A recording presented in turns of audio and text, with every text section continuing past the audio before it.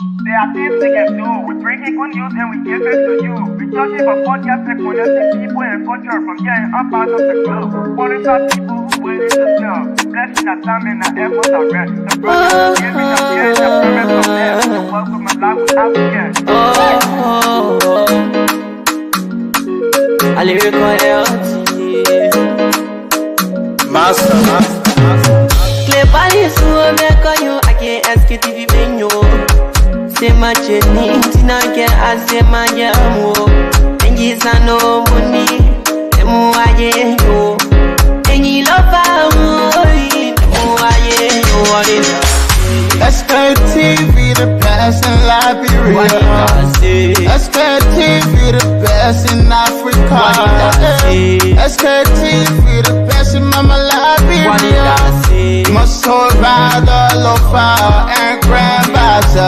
And I didn't ya to money, and I said ya to money, and I can't play ya to money, and I could do ya to money, and I didn't ya to money, and I said ya to money, and I can't play ya to money, and I could do ya to money, and I forget it now ya to money.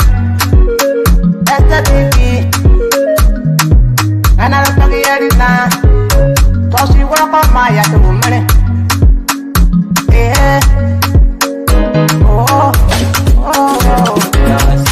Sktv, the best in Liberia. Sktv, the best in Africa. Sktv, the best in Mama Liberia.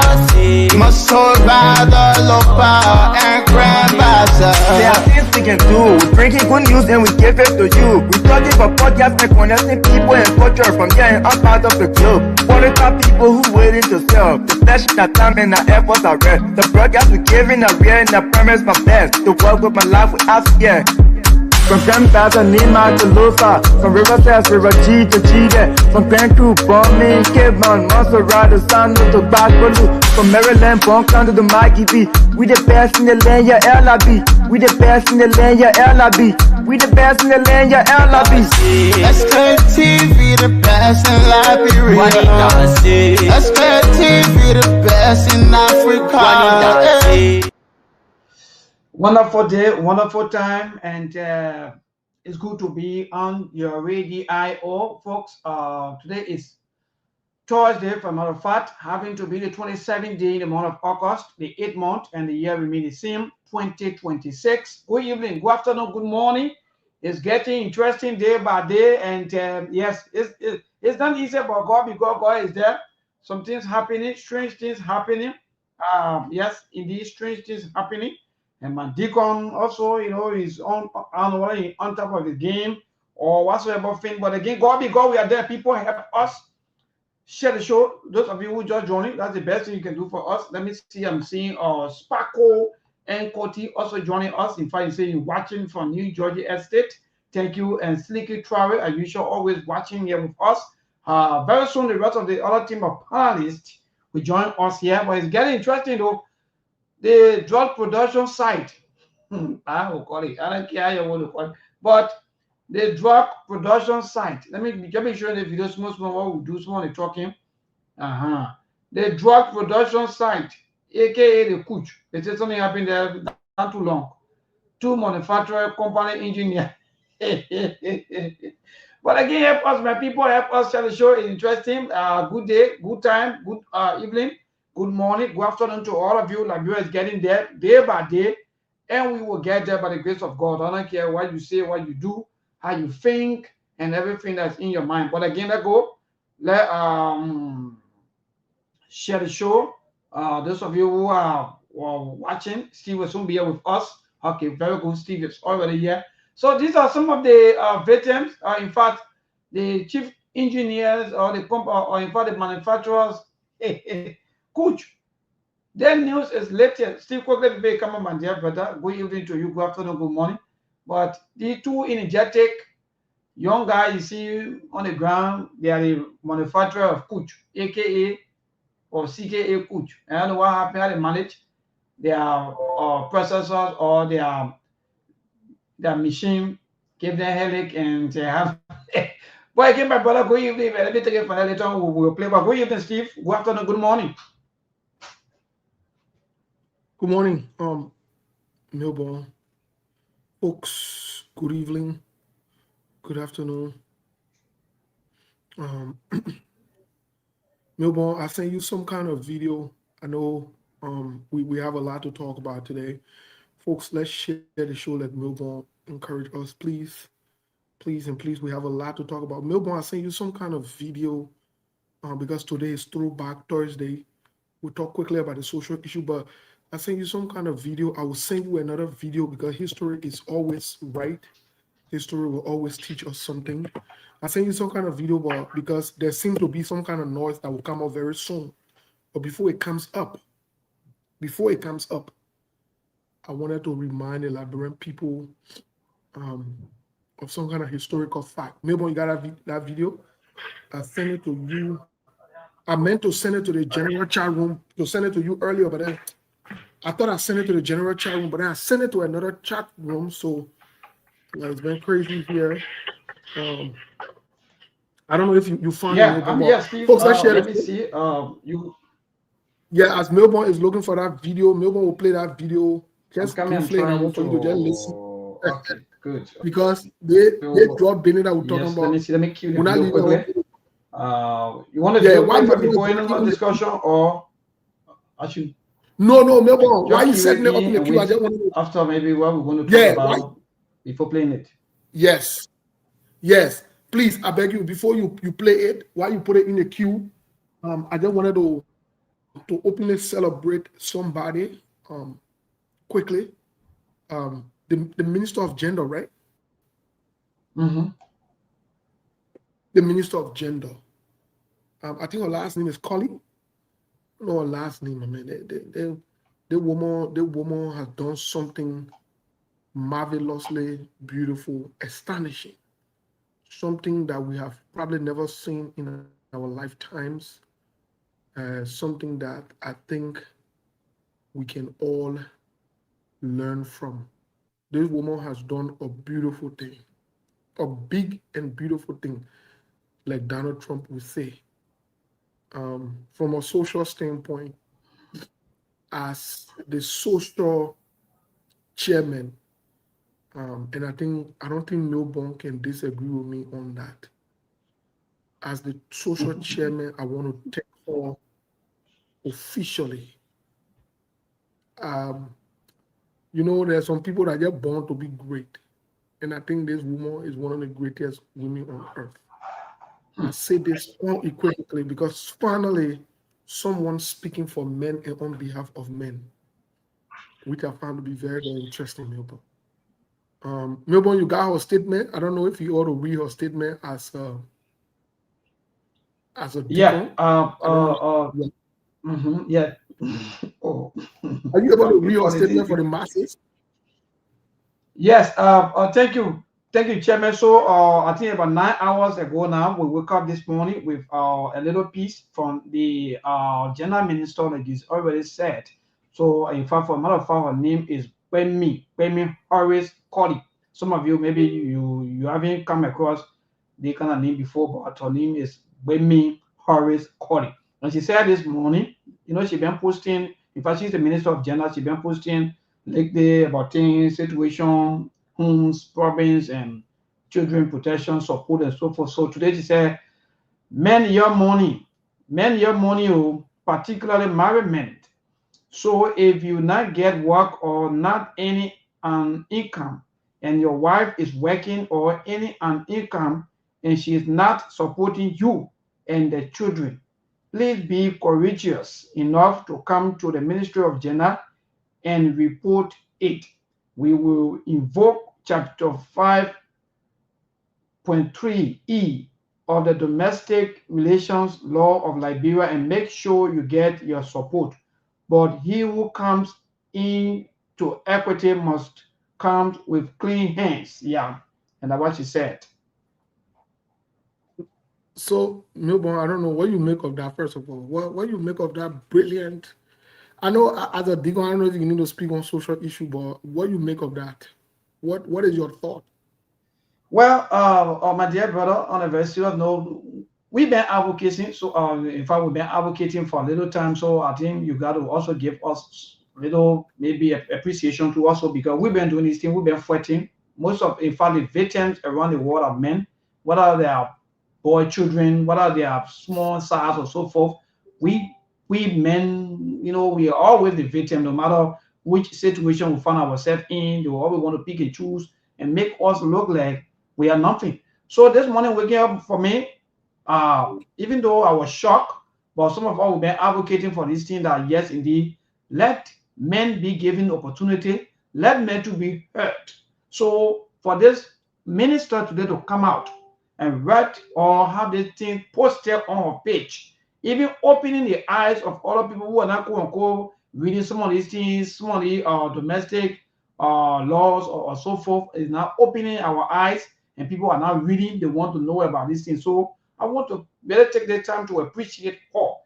And I don't want the lawyers. Some of you who are lawyers, I think this is not just about law because law is reasoning. Law is just about common sense. Let me just say it that way. See, because sometimes we make things to look like, oh yeah, it's this and that. No. So law is reasoning.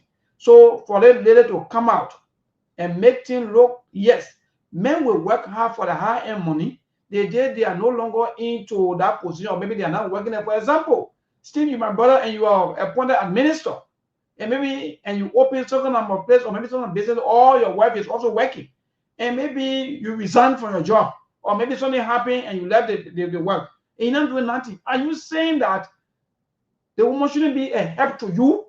Because in the Bible we said that the women, they are our helpmate.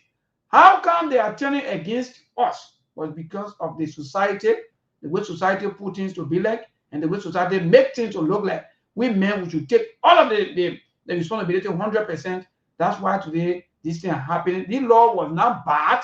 This law was not meant to look down on men. No. But I think again, before I tell what to you, Steve, most of these laws now should be repealed. I think it's about time now because we're in the modern world now. These laws were made maybe by the time our mothers, by them, they wouldn't used to make fun. But none of them, my brother, everybody working, people going to school equally. So why you want the woman not to be working or not to be a help in the home, especially when she's working? So for me, I just want to say congratulations to her, and I hope and pray that she will continue on this path. And in fact, she will bring out most of these laws. And I hope to also that the government will be able to bring out most of the laws and be able to educate people so that the issue of marriages or people getting into a relationship, because Steve, people are afraid to get into a relationship because of all of these things, because of women taking things that don't belong to them. So if you make it clear that you're going in there for love, you're not going in there for money, my brother, I think people will now begin now to see how better now to put themselves together instead of just going places and be doing business. Thank you. Thank you, Melbourne. Folks, let's share the show. As we said, we have a lot to talk about. Hopefully, we'll have a Sony CA and Tomerlin George at some point to join us in the show. We've announced to you that we're going to be having a new collaborative show coming up here very soon, starting off next month. And so we want to talk about it briefly. So hopefully Tomerlin George and Sony C will be joining us for that. So next month we'll kickstart. Please take note of that. We promise for it to be very, very exciting. We'll hold no punches there. We are going to be starting on Saturdays at 6 a.m. Eastern time. I think Melbourne last time we verified was maybe 12 midday in the country. And so please take note of that. Please take note of that. We're going to do it Saturdays. We'll start every other Saturday. And then as the demand or the need increases, we'll definitely shift to weekly sessions. But like Melbourne said, Melbourne, I want to thank the general minister, even though people are laughing with it, but these are issues that we've raised. These are serious concerns that we've come up with in the past, and we've brought it to their attention. This is not only restricted to Liberia. These are things we even see in the Western world. And I think eventually, something will get done about it. Lawmakers stakeholders and other people are looking into it. I think the general minister put it right. Men, don't be shy, don't be afraid. If you don't have a job, and you are in a relationship with someone, and you have responsibility in the house, it's okay too for the woman to take care of the house. There's nothing wrong with that. What's wrong with that? I don't see anything bad about it. I don't see anything wrong with it. I don't think it should be an agreement. I don't think it should be something that supposed to be negotiated. The same way how men will take care of her, it shouldn't be negotiated. When the man doesn't have a job, guess what? The woman can take care of the house. There's nothing wrong with that, especially if she has an income. Maybe she can put away some of those. She can put away some of the money for those makeups that she gets to use it for the house fund. Maybe she can take care of the man too. Nothing wrong with that. There is nothing wrong with that. I don't believe in, oh, woman can do anything for men. Women should do something for men too. There is no book that says woman should just benefit everything and the man can benefit everything. Now, if the man has a job or he's able to make, ends meet, then that's a total different ball game. Even as that, if the woman chooses to take initiatives, that's okay. There's nothing wrong with that. It's time that women step up their game, basically. It's time that this liability mentality goes away and this entitlement, goes away. It's time for us to get serious and work together. But Melbourne, Monk, welcome to the show. Melbourne, can you please throw that video in? Melbourne will throw a video in. Monk, welcome to the show. We have something interesting to talk about quickly. Yeah, what's up, guys? Another day on Sktv. I don't know if you follow the social issue Melbourne just read regarding the justice minister that said, she's encouraging men to step out.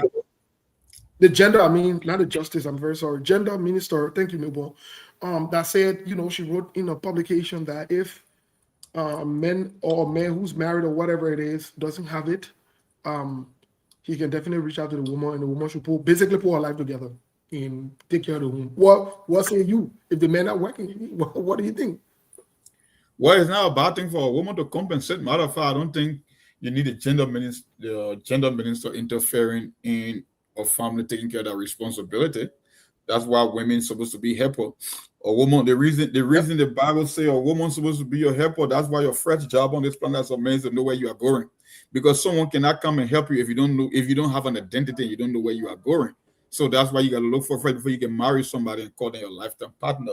So I don't think you can institutionalize it, especially in the case of Africa, to make it a universal rule. But I think it gets common sense that if the husband is not in the position to, I think the women need to step up. That's why you are a helper.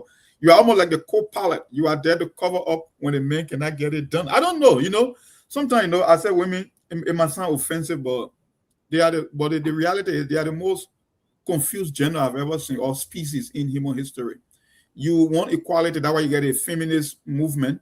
You want equality, you believe that you are equal to men, that we're supposed to share everything in terms of power. But when it comes to responsibility, then you want a traditional man.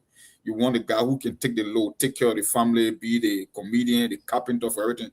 But when it comes to power and manipulation, no, you want to challenge men. You want to be seen as an equal to men, except when it comes to responsibility. So I think she was right. I just don't know how you can institutionalize it in the case of Liberia by making it universal. But I think if you call yourself a helper, then you should be there when the man's hands are shut. So I'm on board with the gender minister 100%. Maybe 2,000%, not even 100. But on the flip side, before Melbourne closes us in this conversation, on the flip side, looking at it from a social, religious standpoint, I also want to be very clear about it. It doesn't mean that, Melbourne should be taking his salary to go to what you call that play to get the phone to drop Melbourne? What do you call that play? I know what kind of bar. What a bar need to play to get back out chilling out. Private bar. It that means Melbourne should take a salary because the general minister put out the thing. Melbourne should take a salary and go hang out a private bar like Joseph Bar. That's not what it means, gentlemen. So we are not here any agenda that will honor men taking care of responsibility. I don't think that's the point. I really don't think that's the point. It also don't mean, Eddie, I'll have to move you for a second, baby. We're gonna get back from you, please. It also don't mean,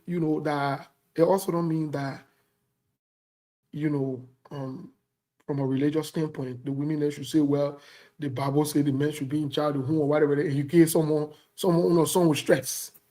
Yeah, because some of you too, some of the women too should also, a level of one side. The man shouldn't even send something to his mom, his pa, or anybody. Everything should be for you. Some of you even go to the extent where when a man has a child or children also, you don't even want that man to be able to care for that child or that child or those children. You create serious problem, you know. And you know, I've seen some of SKTV supporters, people that follow us for a very long time. I've seen Ellie Bahu. I think Ellie Bahu said we agree with all. Let's be honest. You know, maybe look at it because Ellie Bahu that Nima Kante woman. And you know, one thing I heard about Nima Kante winning, you know, maybe you would know better than I do. I don't know if you got Nima Kante woman your history or more you know. But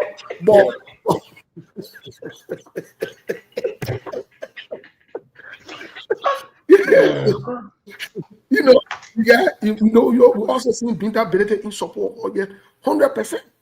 So that's to tell you, Melbourne, the message is resonating with Syria man and women. So I don't know what you say. That they will, no, you know what, Melbourne, you were close on. Then go to Abraham. Abraham, anything you want to throw light on this before we go quickly because we'll play this short. We'll play the video is long, but we're not going to stay long with it. So we got to move on the conversation. Yeah, Steve. Let me say good afternoon to you, man. Melbourne, good evening, and I see Mong is on, and then good afternoon to the followers. This is, I know, the social class. Sometimes I can try to just start in for a few minutes and then run away from there.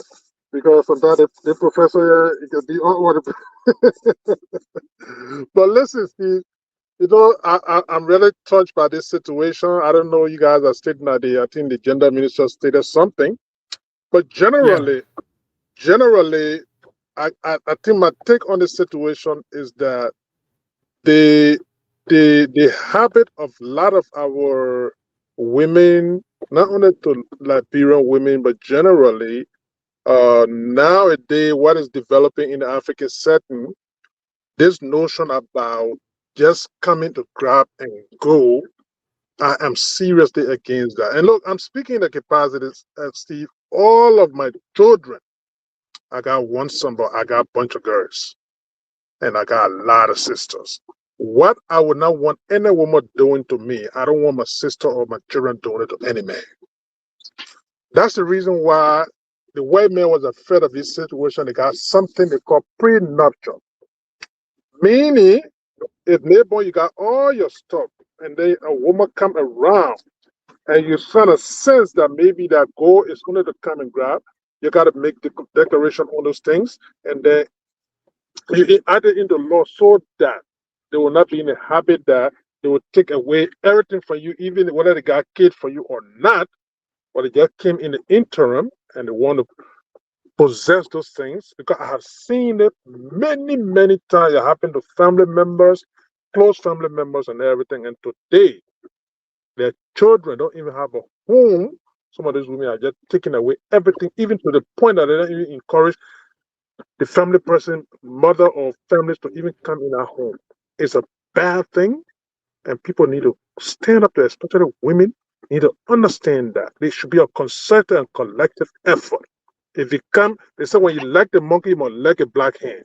If you came in a home and saw this man with family, huge family or children, just understand that the children got entitlement to something, especially something that has been acquired long before you're coming in our home.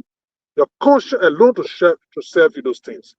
But that notion that I just want to come because I see the man is already made and I want to come there and take away is a wrong thing. And people need to open their eyes to it and speak to those realities. I know the law support that if those declarations are not made, yes, you are entitled as a wife, but sometimes marriage is a contract. It can be broken anytime, and then there is nothing obligated to anybody. But relationship is permanent. That is, children, mother, and parents are permanent thing, and you got to factor that thing into it. I just wanted to point that out. I think. Thank you so go much. Ahead, Steve. I wanted to come in. Go ahead, Mo. Go ahead, please. I keep sounding like a broken record on this platform on SKTV. We know we can talk the politics here, but you cannot neglect the traditional order of society, which is the family. That's what made the family to be the most important unit in any society. Any political ideology or philosophy that attacks the traditional family value, I'm not on board with that. I can live with any tax law. I can live with any healthcare law, any educational law. When it comes to value, I'm a value voter. I don't compromise on value, especially when it comes to the traditional family. I keep saying it on the show. When you do history, that's why I say history and philosophy should be the most two important subjects taught in school, not math and English. Because at the end of the day, you will still learn how to speak English if you enter our English speaking people. So I don't think it's the number one. One thing here is marriage does not make you a wife. You become a wife before marriage. Because wife are nothing but attributes and characteristics. If you go through history, when they say the man is the head of the home, it does not mean the man should take all the burden of the home. Head mean in terms of role, you come first in the order or in the hierarchy. The man is the head of the home. If you say marriage is a institution, every institution got rules and regulations. The banking institution got their own rules. Finance got their own rules. Agriculture got their own rules and protocols. Healthcare got their own rules. The same way with marriage, it's no different. If it's an institution, then there are roles and responsibility. When you go and apply for a job, Melbourne, when they ask you the question for your interview, when you get a job, what is the first thing that they give you? Term of reference, roles and responsibility. We expect you to do that. The same way with marriage. So when they say the man is the head of him, don't misinterpret it as that every single duty in the marriage should be executed by the man. That's a lie. That's not how it is. The second thing here is, I think the general minister should be mostly referring to married couple, not just any boyfriend or girlfriend. Because when you talk about marriage, the one thing that I know marriage is not military. It's not a spiritual mandate. It's a personal choice or decision. Even in Bible, you are not forced to get married. It's a choice thing. If you want to go by your family route, that's it. But nowhere in the Bible that you have been dated to get married, because people interpret the whole marriage thing like some kind of a major life achievement. That's a lie. You want someone who can partner with you to make you a better person.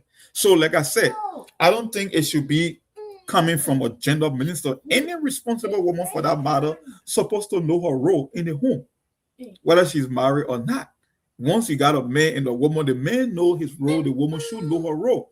And this 21st century modern economy, we keep seeing more of it. We'll run into a brick wall because the cost of living, when you look at inflation throughout the world and the cost of living, men alone cannot handle the, like I said, the proper caretaking of a family based on his income alone.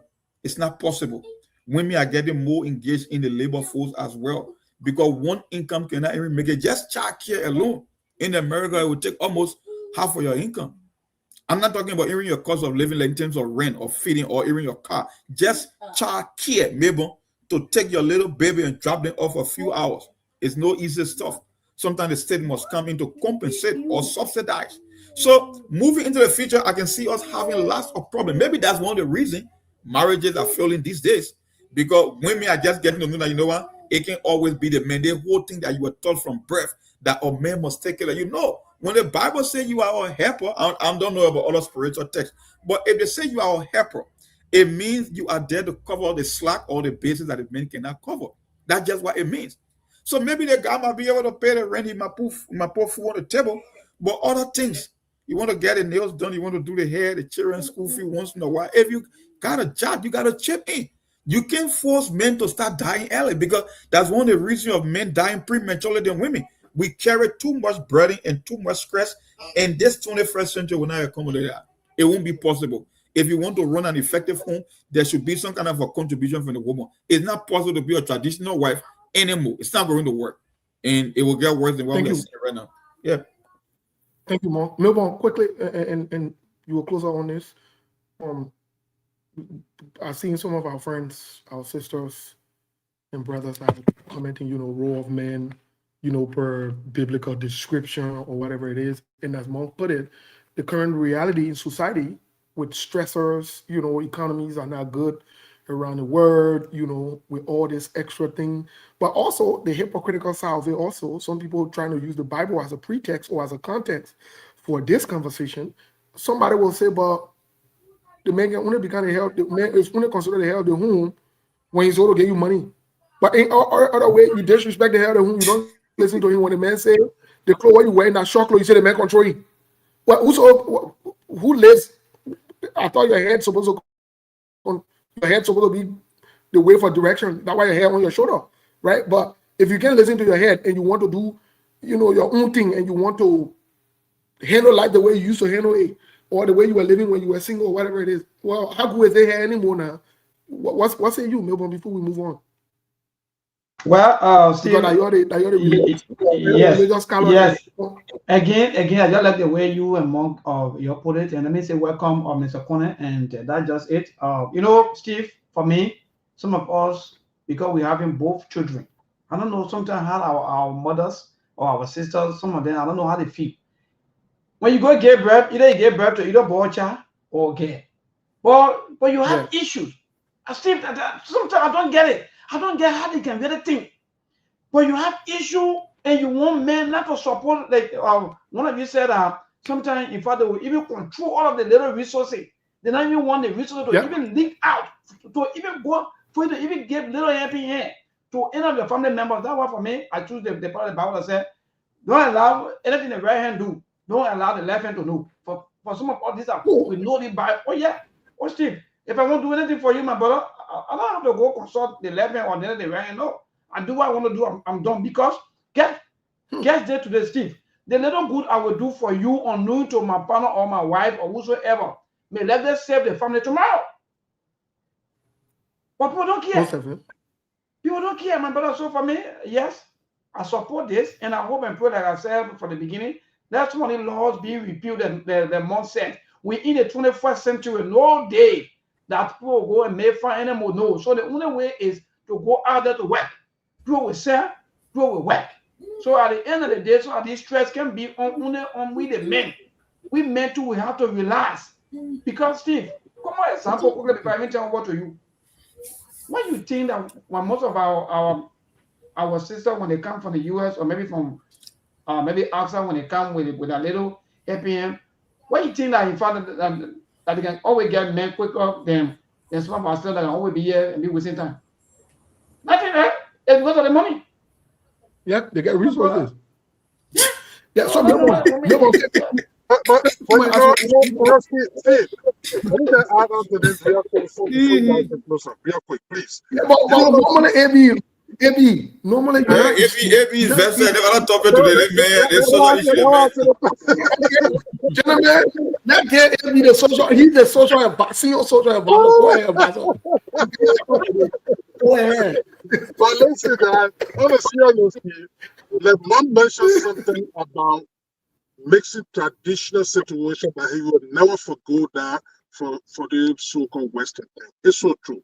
If we, especially generally, be a whatever religious denomination you find yourself from Liberia, because we're nowadays to Liberia, we have all like you come almost from the polygamous family, so to speak. Meaning the fathers that maybe they got women here and there, they got children and so forth.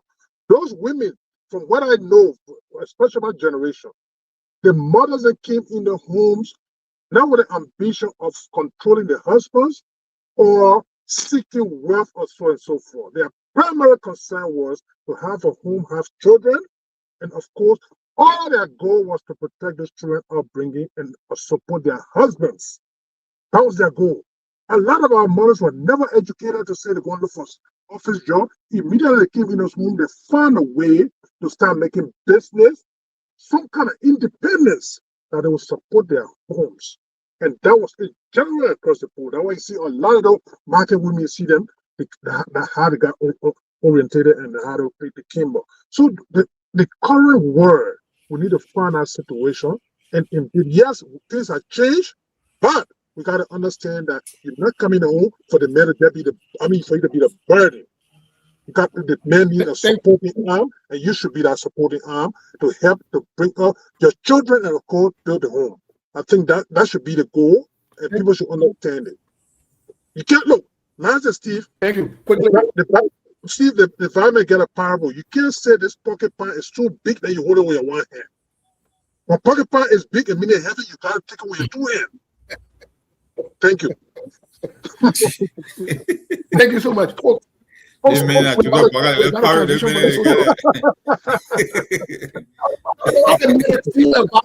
men are seeing a pass on to the social activity. But folks, we're about to make the transition from the social activity to politics. But last, let me say this to all the women listening: you will not die if you give men money or you take care of men. We all do that. I mean, the world changing. You will not die. I know Many of my sisters, my friends, they listening. Most of the women they don't want red because in account to the strategic part, do the need for my sister. You will live long. You will be in history. Look, they were Christmas coming like that. They were things. They coming in America. There are other holidays coming in Liberia, Thanksgiving, all those holidays. Sometimes not even have to be holiday. Surprise the man. He ain't got to be your boyfriend or anything. Sometimes maybe when you surprise the man will fall in love with you. For example, you say something, you will not die. So you have put yourself together. But anyway, Melbourne, you got a video quickly to throw on because we want to get into the politics. Folks, we want to start off with something. Today is Throwback Thursday. So we want to remember historical facts that people think only in Liberia when you lie or you do wrong, but other people around the world are keeping track of what you do.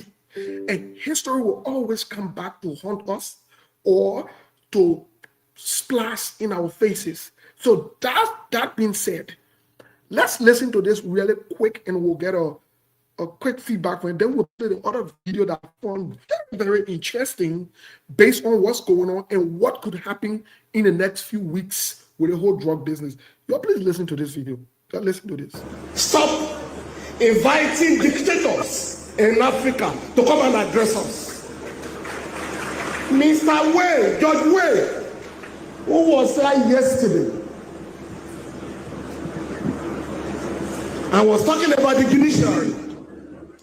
In his country, his regime captured the judiciary to the extent that they had to contact some of us outside the country to get legal redress in the ECOWAS court.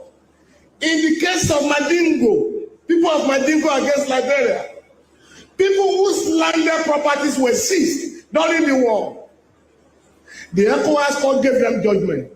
Judge Weah refused to comply with the judgment. The new government of Bokar has just set up a committee for the enforcement of that judgment. Second one, a judge, an associate justice of the Supreme Court of Liberia, was dismissed without any basis. Again, we went to the ECOWAS court. The ECOWAS court set aside his dismissal and awarded him $200,000. It was ordered to be reinstated. Mr. George Weah refused to comply with the judgment. Now, that is the man coming here to talk to us about the rule of law and democracy. He ruled the Liberia between 2018 and 2024. During his time, drug barons took over the country. Just on the 19th of August, his vice president, Madam Edith, was arrested on the 19th of August. She's currently standing trial for drug trafficking to the tune of $370 million in that poor country. So when you now have such character, you know, during the last World Cup in Qatar, his son, Tedious, was playing for the United States of America, not for Liberia. This man left his country for 9 days. He took the money of that country to go and share his son in.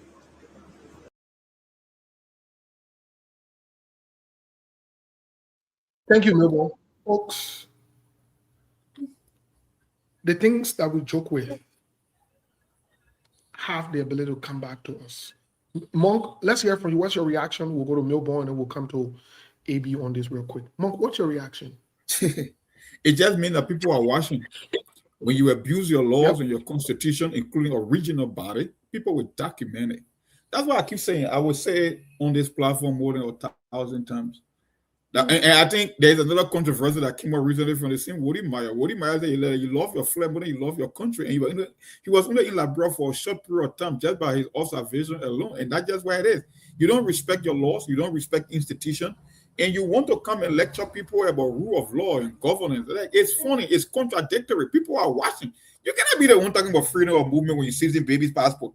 You cannot be the one that you will remove a certain associate justice that will give you a restitution for you to reimburse it, and you won't even follow the mandate of the ECOWAS code. The reason we have the ECOWAS code is a regional body, it's a much higher body. How can you go to these international conferences and talk about rule of law? It's laughable. The same thing we're seeing with the current government.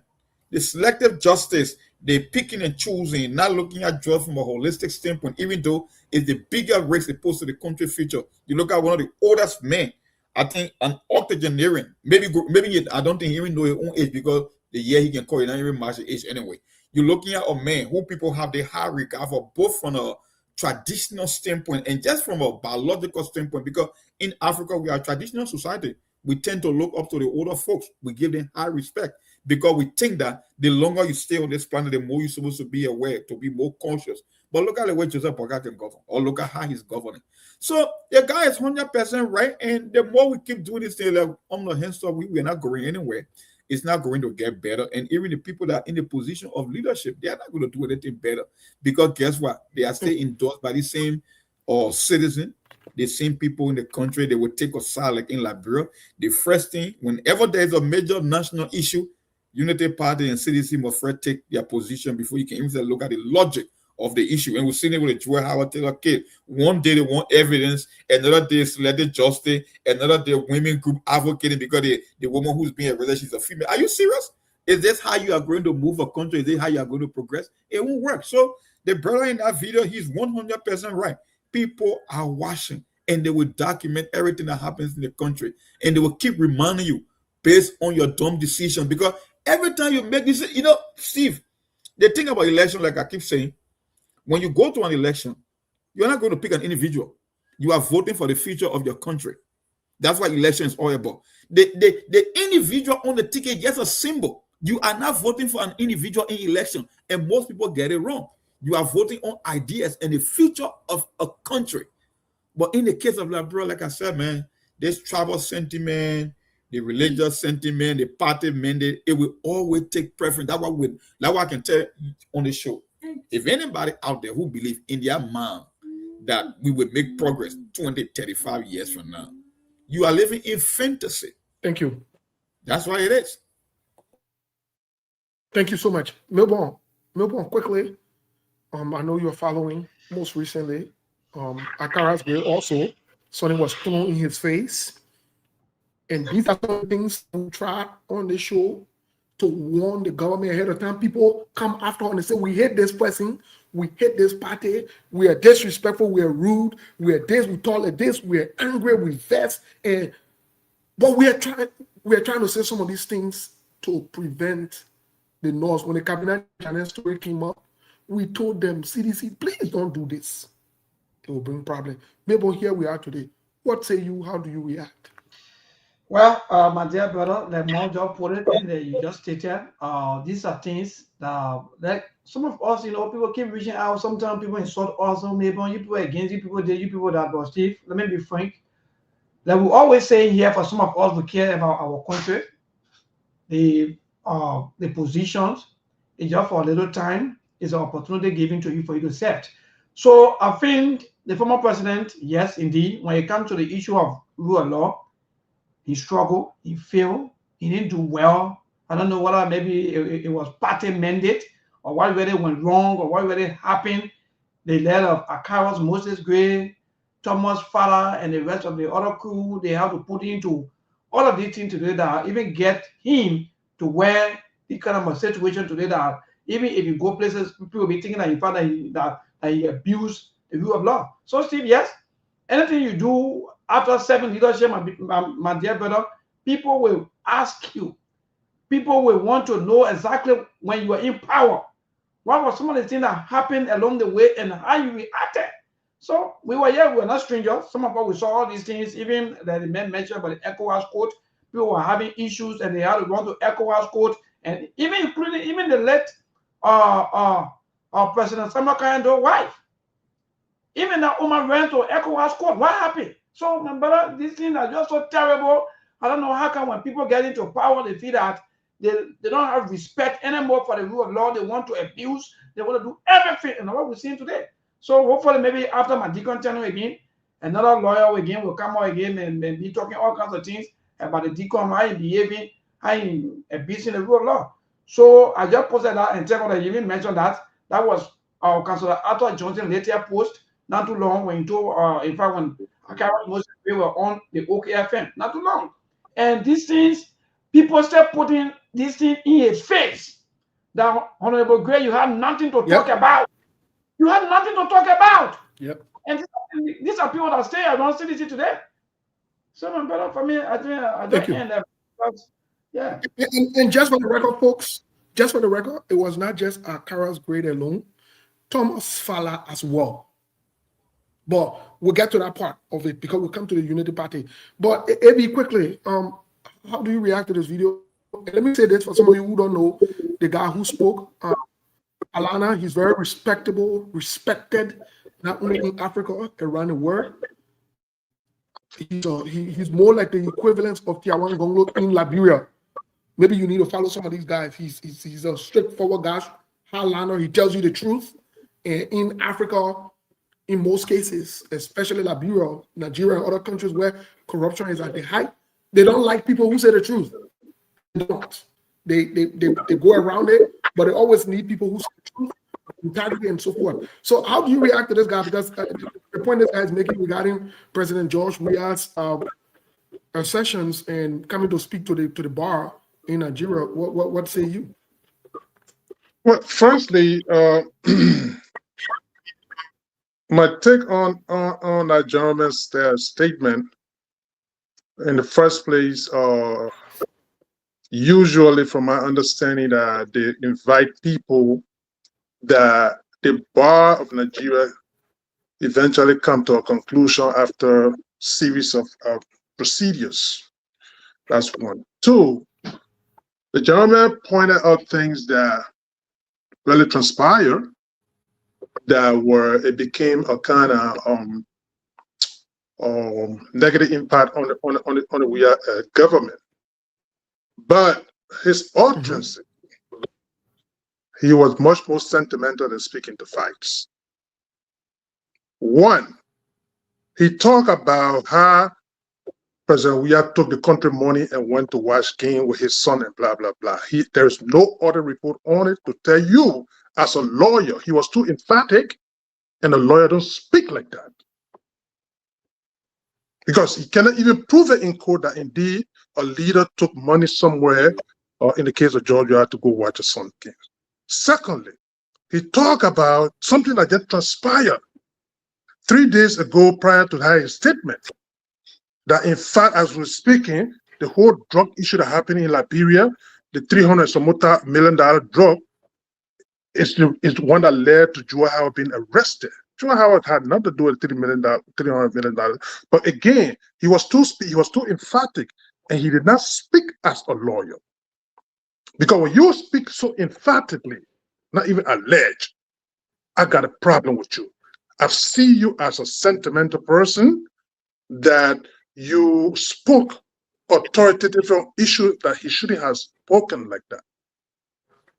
That's one. Those are the two things that got with him in terms of, because the issue about Cabinet Janet, it became an arbitrage on our government, yes, that led to so many things today, especially with a certain sector of the republic. But then to come out, go define dictatorship. He used the word dictators. And then the attribute of dictator needs to be defined. But like I stated, when you become sentimental, you speak sentimental as compared to you speaking to facts, especially in his case, a trained lawyer. I think those were the lapses on his part, that even his own country and some of his colleagues took an issue with him, the way he spoke. He could get qualms with issues, but to talk about, like for instance, so what he's going to say, his president have never spoken to the bar in Nigeria before. And the way you said about Tinubu, the entire country see Tinubu as a drug baron, as a corrupt man, but he has spoken to that bar numerous times. So he's speaking in that capacity. I got a problem the way he spoke. He was too emphatic, and those things were not corroborated. In fact, they were factually incorrect, some of the things that he stated. That's all I have to say today. And, and lastly, Thank you, Abi.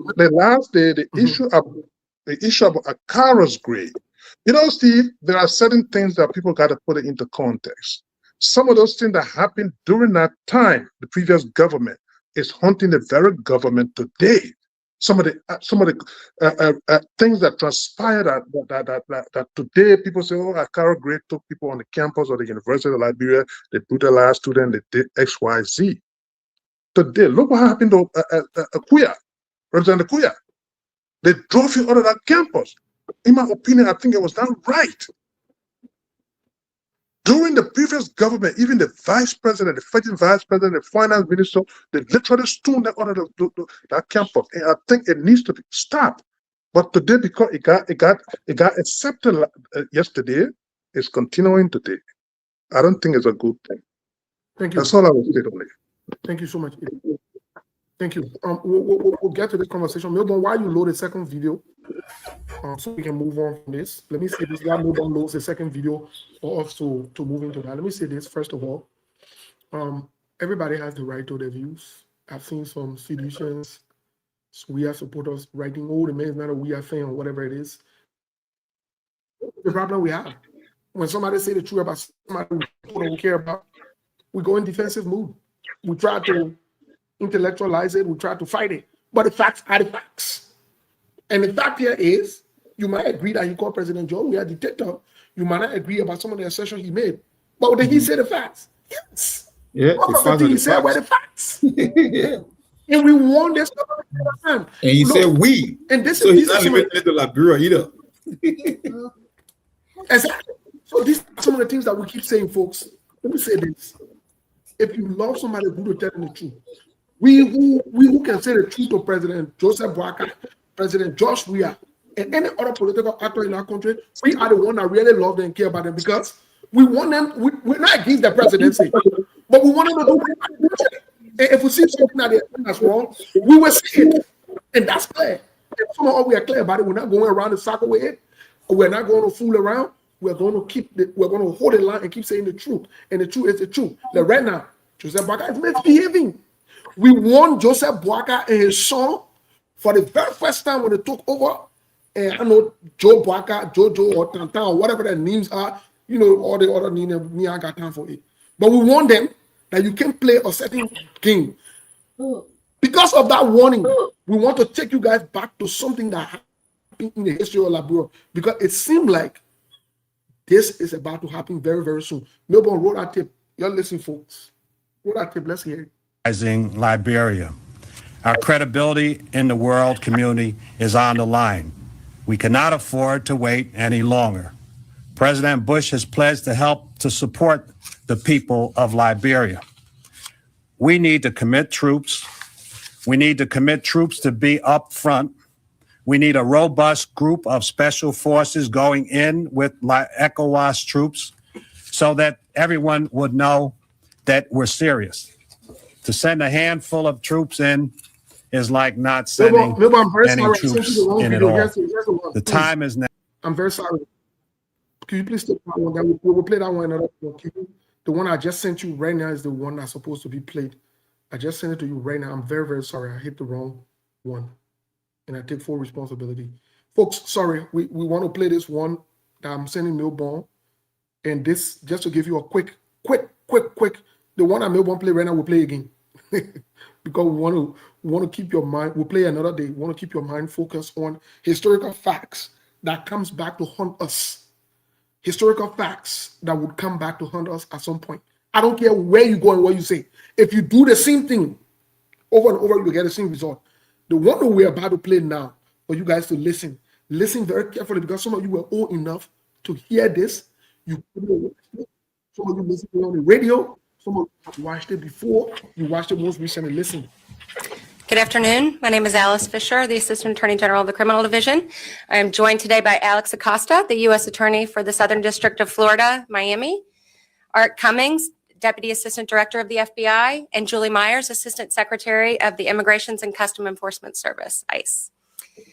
Today, a federal grand jury in Miami, Florida, has indicted Roy Belfast Jr., also known as Charles Taylor Jr., for participating in the July 2002 torture of a victim in Monrovia, Liberia.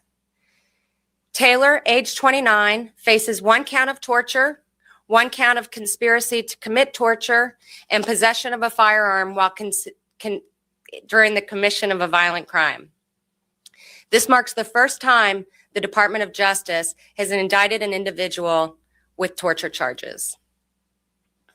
The torture and conspiracy charges each carry a sentence of up to 20 years, and the possession of a firearm charge carries a sentence of 7 years to life imprisonment. I note that the indictment is merely an allegation, and a defendant is presumed innocent unless and until proven guilty.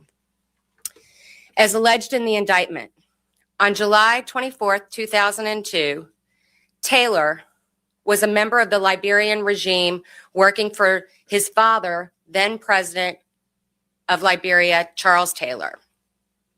As alleged in the indictment, on or about July 24, 2002, the victim was abducted from his home. He was then transported to various locations, ending up at the residence of then President of Liberia, Charles Taylor. While at the residence, defendant Charles Taylor Jr. watched the victim being interrogated.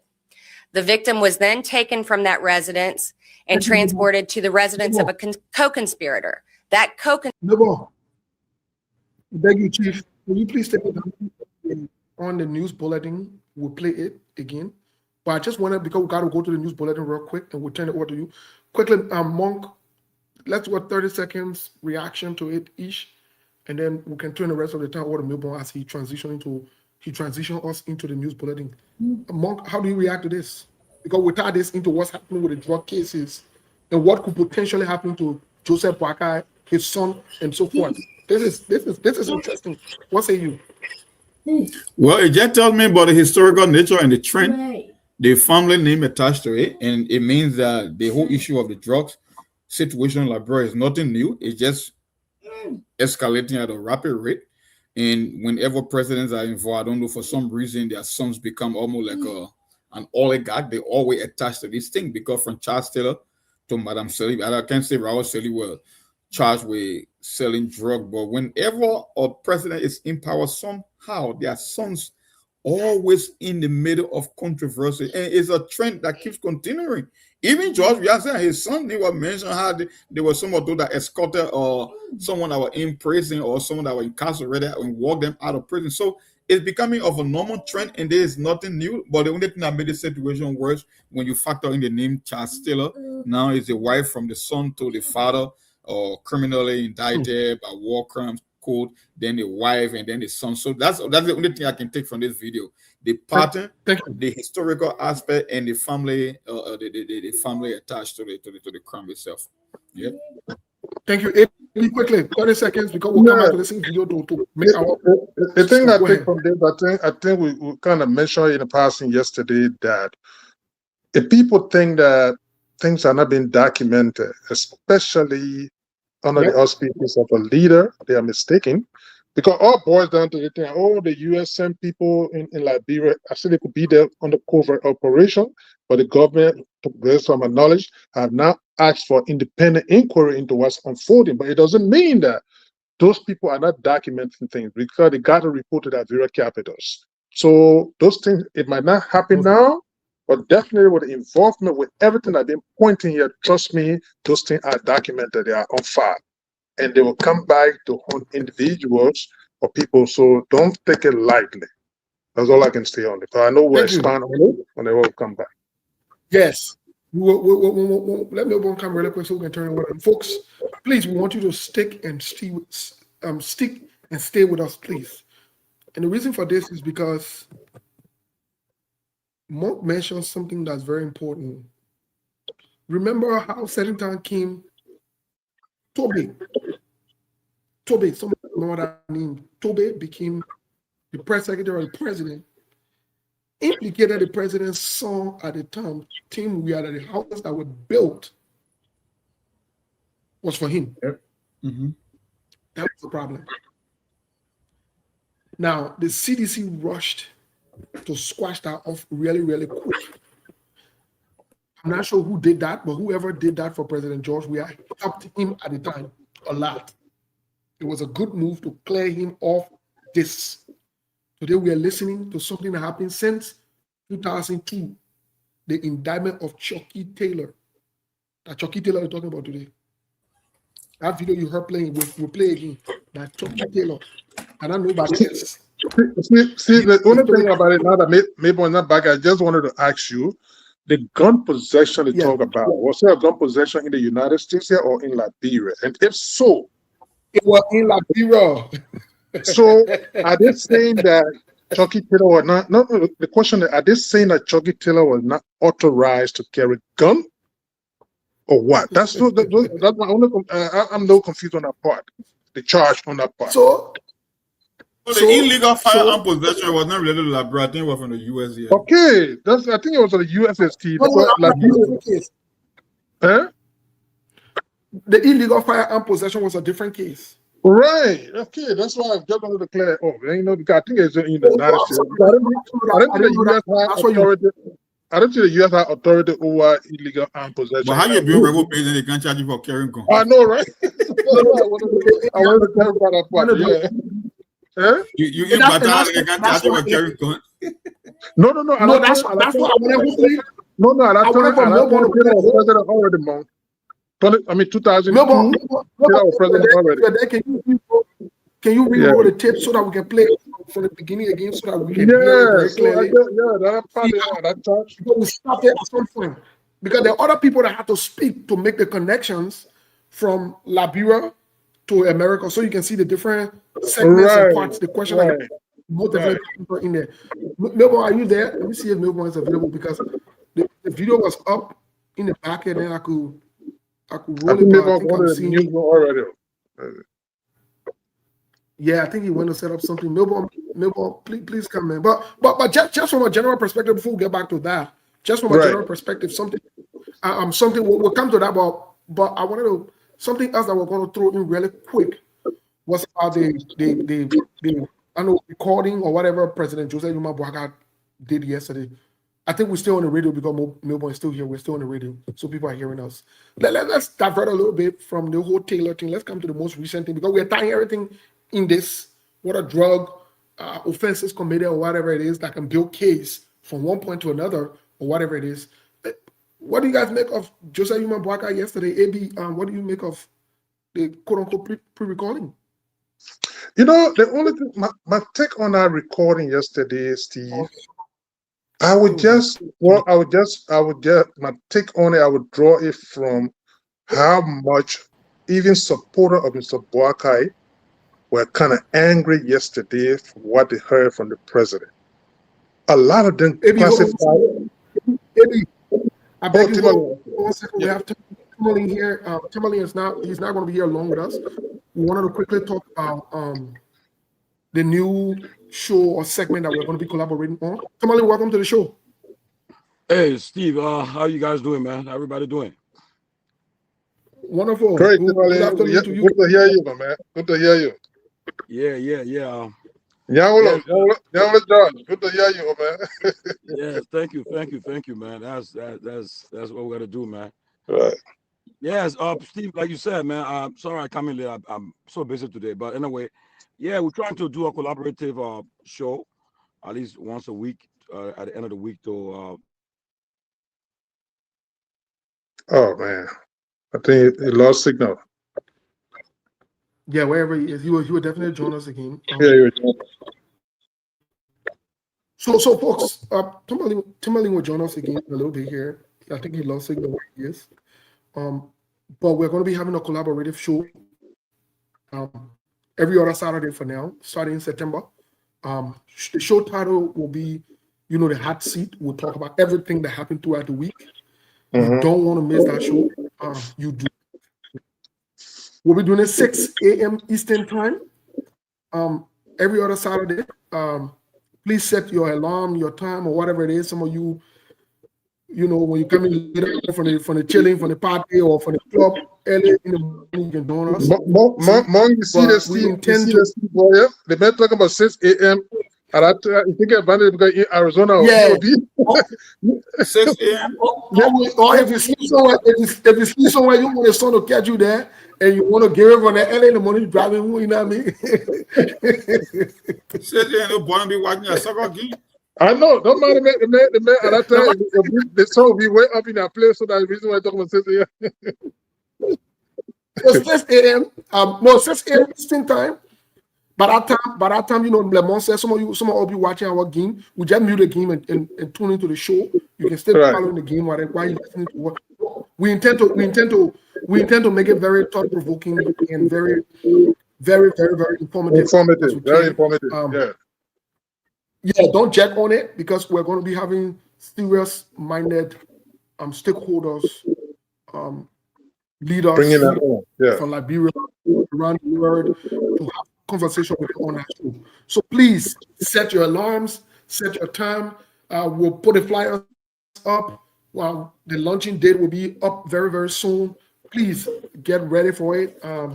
We're eager to get started. And the bring something different. It's a collaborative effort. You're going to have myself and Sonny C.A. in Tourmaline, Georgia. And once in a while, we have guest panelists here and there from different shows, from different places. We want to make it more inclusive. Our bigger plan, our bigger goal is to expand as much as we can.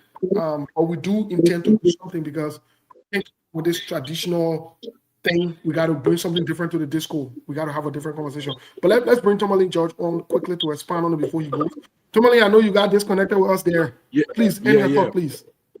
Yeah, like I was saying, let us want everybody to support us. Let us tune in. Let us try to make it take this serious. The country is in a very serious situation, and whoever thought that today we would have our former first lady, former vice president, former senator in prison today? Who thought? But this is where Liberia the country have reached, and so we have a responsibility to be a part of this conversation and make our voices heard. Like I told people today, my position on the whole drug issue right now stands strong. That I think it's about time the president, that all platforms, all advocates, politicians, everybody now put a full pressure on the government that the president should set up an independent commission where to investigate this drug issue. Because right now, as it stands, the country, the people in the diaspora, those in Liberia, most of them they don't have trust in the integrity of the investigation. The president or stakeholders, those that are investigating, they believe that they are compromised. I think for the greater good of the country, for the president's own legacy, let him independent inquiry so that people can be satisfied. What the facts lead, they can go, you know. So I think what we all should be saying right now, but right now it's all becoming a political buffoonery. So let us try to pressure the president and his government to independent inquiry. Well, thank you so much, Milborn. Mr. Milborn, Tourmaline, quickly, what do you make of the president's pre-recorded message yesterday vis-a-vis what was criticized from President George Weah when there was serious thing going on in the country where he would do pre-recording as well? What do you make of that? The first thing, I'm totally against the president doing pre-recorded messages. I'm against that.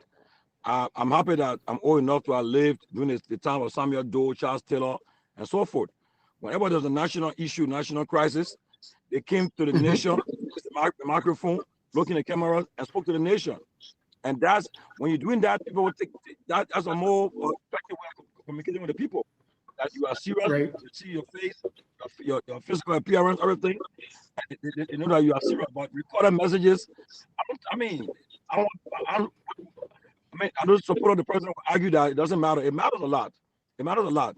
That impression matters a lot. So I'm against that. But in the content of his message yesterday, like I said, President Boga sounded resolute, sounded very defiant in the midst of all the criticism. He's telling you that the country that, look, I got full confidence in my security apparatus. I got full confidence in those investigating the drug issue. And I'm on the canopy of the Constitution. I'm abiding by it. And that we are to do exactly what the Constitution of Liberia says. But I say to say that the president is doing it because we have a weak and spinal opposition. I mean, if they were serious, they would be putting pressure on Mr. President. For instance, the plane that took your son to Barcelona, who took your son there? Why he went there for? But now you have invited him to come and talk. You should have been invited. All things that happen, all things that Martin, Colley, and Wanto then publishing, it's like the president said, I don't see it. He didn't mention nothing about it. And he continued with his statement. So he sounded very defiant, had a resolute, and sounded somebody who saying that they are serious to fight this drug issue while ignoring all the criticisms for his opponents and opposition. So that's how I look at it yesterday. And he has a right to do it because nobody is saying nothing.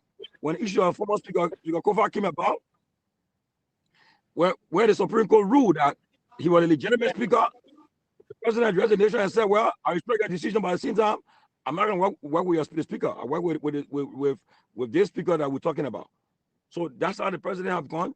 He continued to defy the odds and moving forward until we can all get spine. Our platforms, all can put pressure and say, look, it's about time that you set up independent inquiry commission, look into this issue. The president continue to move that way in that manner because nobody's there to check it, put it in check, nothing. So as a result, that's how the country will be run. Quickly, Tomalin, before you leave us today, you mentioned that you've been old enough to live to see President Charles Taylor, Ellen Johnson Sirleaf, President George Weah, going as far back as President Doe.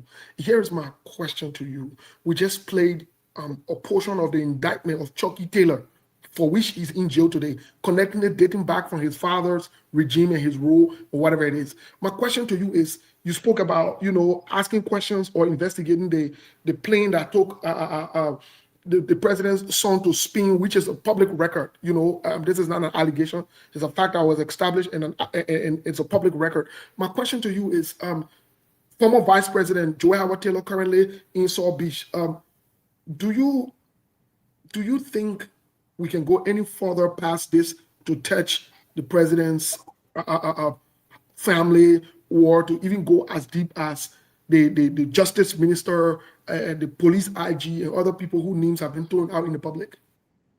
Steve, as long as Justice Minister Twe and IG Koma continues to enjoy the confidence of President Bouaka, we should forget about that. And yesterday, the president reaffirmed his confidence and trust in his officials, his Attorney General, his IG of police. As long as they continue to enjoy his confidence, we shouldn't waste our time. Martin Colley, Wanto, they can do all the right thing, everything, put it up, publish it. Once he continues to enjoy the confidence of these officials, we just should not waste our time, because that means he's saying he has trust in them. But people believe that if they remove these two people from the position or step aside, they believe that maybe they'll be able to reach to what you are asking. Those who are considered the president is no sacred cow, but people are not seeing that a sacred cow. If you can reach to them now, okay. But because there's no reason why they should not invite Joe Bouaka Jr. for questioning. I remember when he wrote that statement, I reached out to him. He said his statement. I said, but then after 2 days, I think either he left Facebook or WhatsApp or he blocked me, because when I checked, he said the person is no more on WhatsApp. So why are you doing all that? So the thing is that until the president can really exercise the political will to listen to the Liberian people, the majority, not only UP and supporters, I think we'll be getting somewhere. But for now, I just think that the only alternative now is to put pressure. Like everybody speaking in the same voice, calling for the same thing: independent inquiry. Other than that, we're just going to be talking, and the thing will go as a play. Yeah, quickly before you go, Tommy, I want to throw this one in there. Socially, I know you live long enough to also be part of the social activity. We talk about brown top, but today the gender minister wrote something, that I think we the Adam gender, I think, is elevating the conversation, and wherein some people might see it as a joke, but the gender minister did say that if a married man does not have a job and a woman is working, and the woman not taking care of the horse or not taking care of him, whatever it is, what is your reaction? You think we should encourage our board into the report? What's going on? I wrote a post about it, and there's one lady said something that making sense. She said, "Wait, y'all know what that trap is setting for you guys? When y'all start running to the Johnson General Ministry, They will grab all of you guys all the guys who that deadbeat father and thing. They will say, oh, so we that travel study for you guys. Well, let them come. They come for child support from the women that are working. When they get there now, they grab them. So, oh yeah, okay. You may baby, you want to support a baby, you know. But honestly, but you know, you are know in this country, America, you don't play around when it comes to supporting your kid. And if you play the food, the next thing you're gonna see on your paycheck, unknown to you, a Superior Court order saying your pay have been garnished. And because I don't think it's fair to the mother or to the child that you brought into this world to abandon them. And if you don't want to be a responsible dad, don't make babies. Do the thing that you avoid. I mean, everybody knows sex is pleasurable, but it's a result of your pleasure that you bring children into this world. But at the same time, they are innocent. You can't bring the children in the world and then you abandon them. I mean, yesterday I took my daughters to college on the campuses. I mean, and also too, look, when you're in college, you also pay for them, pay their tuition too.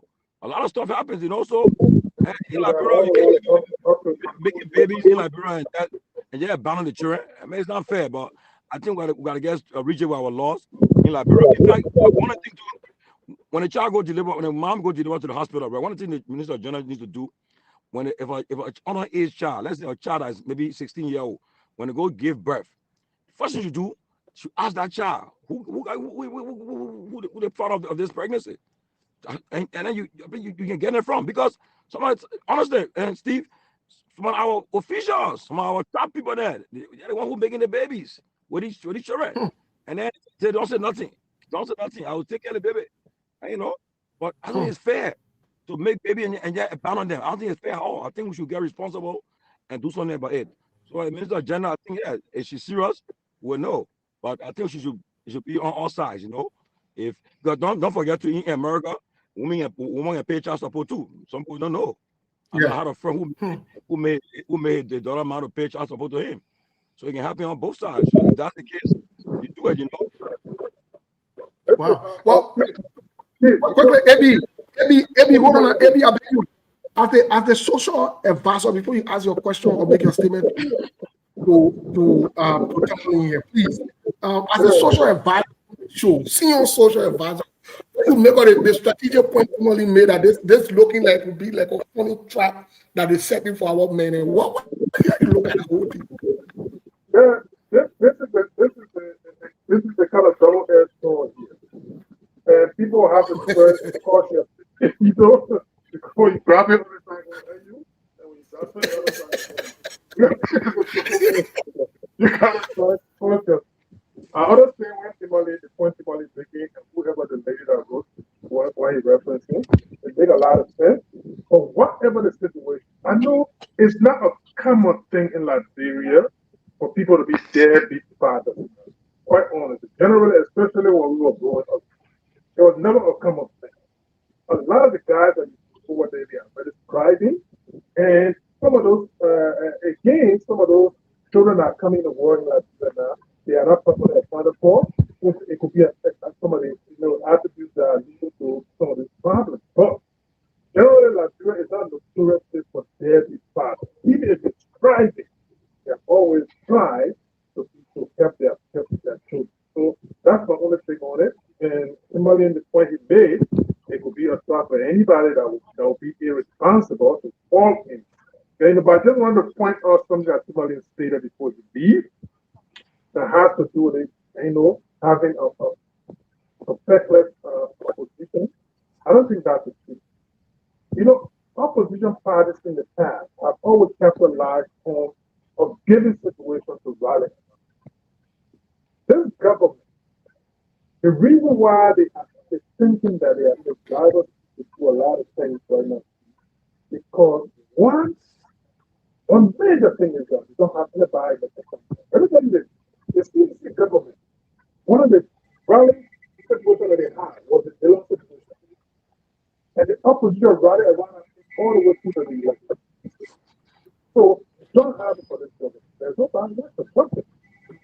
So the goal was impunity of a lot of things violating along the road.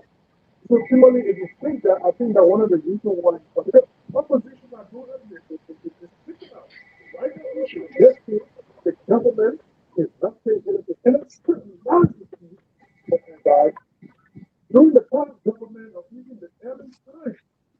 You had an embassy, foreign embassy in that country that was holding the government to the fire.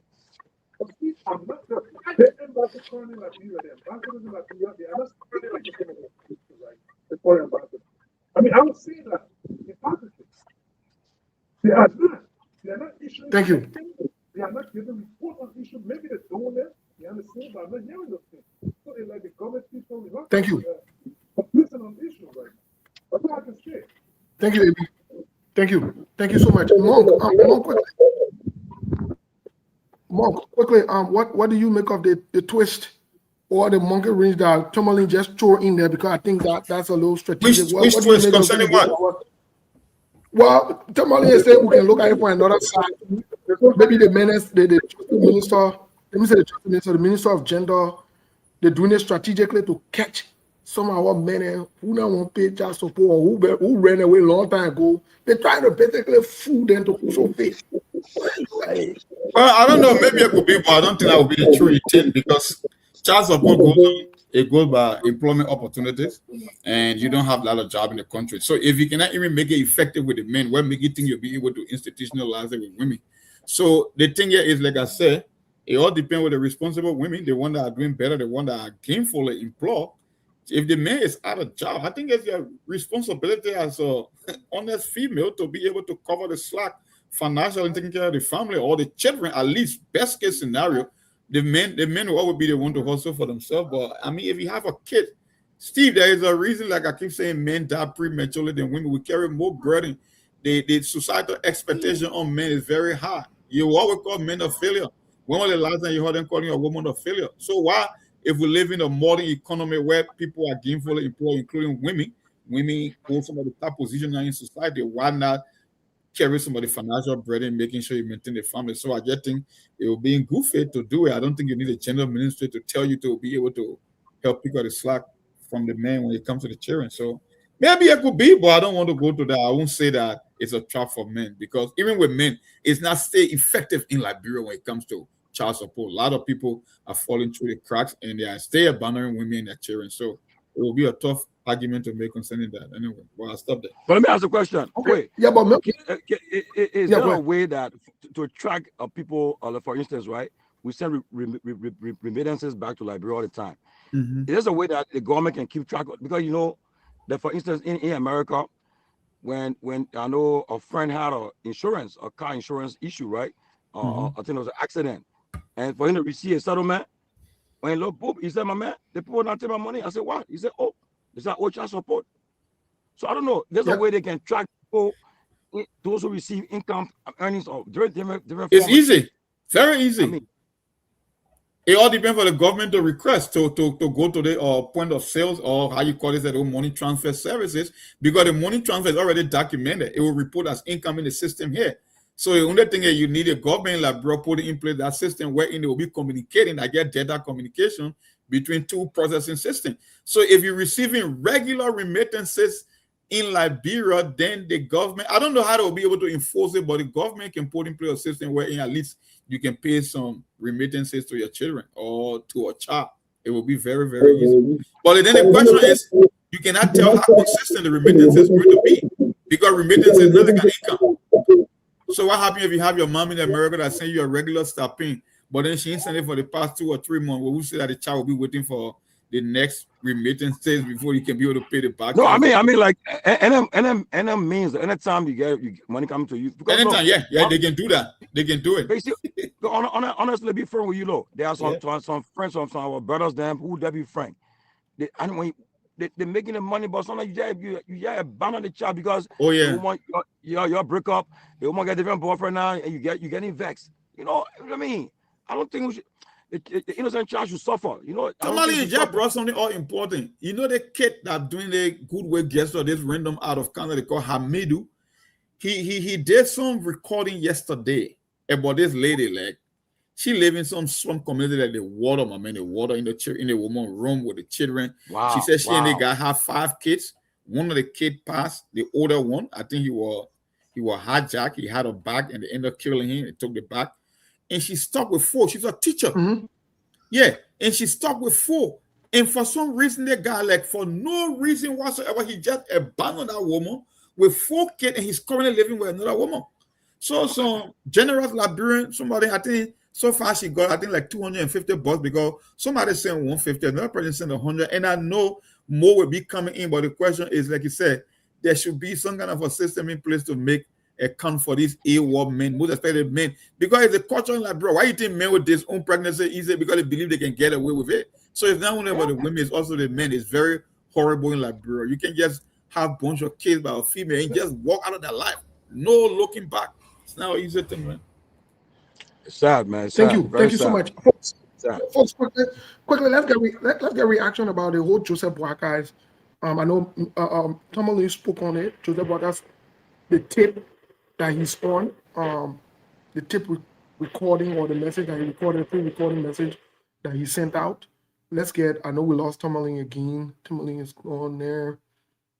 So if I put you on mute, it's because there's noise from your background. It doesn't mean that, we don't want you to speak, but when there's noise or whatever it is, let's get on the pre-recording. Milton, what is your take on it before we go to the lines? What's your take on the pre-recording from the president? Tomorrow we'll play that video, that clip again. And yeah, so thank you. Quickly to that, because of time, I think Liberians, they are mostly concerned that their president will be in country and will be doing recording for people to be editing and all these kind of things. For me, I don't think, Steve, this is the way we want to go, especially in the kind of era, in the new age, where leaders are talking to their people, in fact, interacting with their people, and you don't have our own leader sitting somewhere and always recording and doing all these things. I don't think that's good. So for me, I think the president has to come out to the people. If the president is speaking to the nation, let the president speak to the nation. Let's see the live coverage. Let's see all of the media horses or whatsoever, or in fact people that will be there. Let them go there live. Let's see and let's hear from what our president will say. But just do the recording thing and be sending it around for me, I don't think that's good. But again, even in the recording, nothing there that even encourage him. At the end of the day, just the same story, the same thing over and over and again. Because we will do this one, we will not do this one, we will do the other one. At the end of the day, nothing going on, nothing happening. And today, you even have a 24th cabinet meeting. So if you knew yesterday that you are having, or maybe in fact that you were addressing the nation yesterday, why should you even have a cabinet meeting today? So like in fact, for me, I think from my own observation, something serious is happening behind the scene. Something is happening in our government. They are not maybe communicating to us. They're not telling us exactly what's going on, but I think something is happening, Steve. Thank you so much. Appreciate it. Monk, what say you? Well, the president has weaponized silence as a political tool in Liberian politics, so I don't know why he want to do pre-recording. I keep saying that I say a tired body cannot carry a great vision. Joseph Boakai does not have the stamina for that office at this current moment in time. And I don't know, because if you're having an existential threat facing the country in terms of drugs importation on an industrial scale, and you're doing pre-recording, the optics alone does not bode well for politics. You want to be seen because, like I keep saying, what the eye sees, the ear hears, the mind believes. People want to see the commander-in-chief being emphatic, taking the stand, and make sure he's grabbing the bull by the horn. But if a president who engaged in dereliction of duty with a border dispute that a foreign troop were able to come and occupy a portion of the land that still refused to address the public officially, why make you think you're going to prioritize anything relating to drugs importation to the country? Because I think the border issue in terms of gravitas is even worse than what we see happening now, even though drugs has its own long and short-term impact on the country.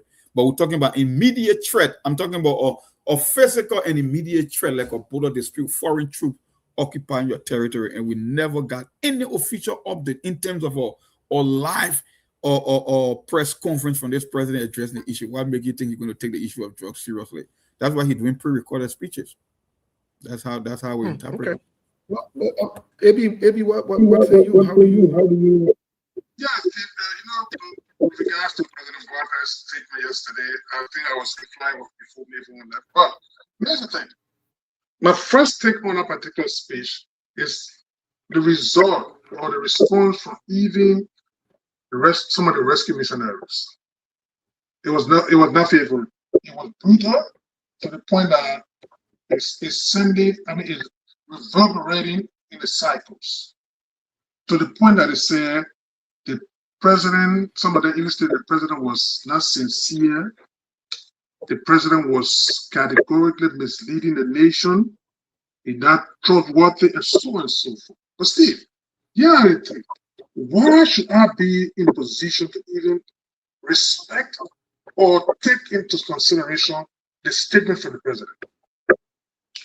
The fact of the matter is that you have somebody like the president's foster son that got removed from the pool. His name is on indictment. Up to today's date, he has not been arraigned in court.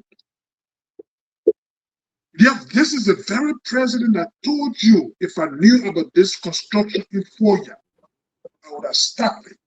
But I'm going to conduct investigation. It's been over a year now. He has not stated a word. This is the president that today the most stated. Your country has been invaded by foreign troops. They have never made it a due to address the nation.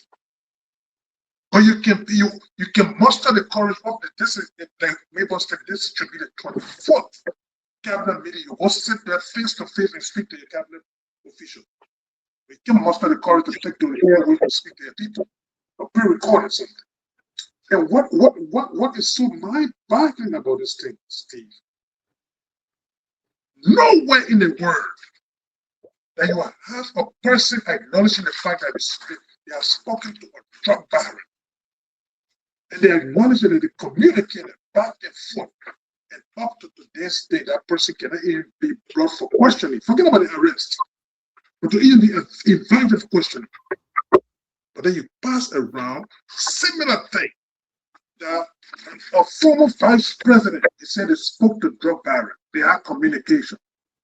The clue was now the business. What kind of business is it? You don't even know. But today that person is in case behind bars. But everybody that you are suspended, you are removed from office, you are dismissed. You have not had it. You have not had the power to bring another report.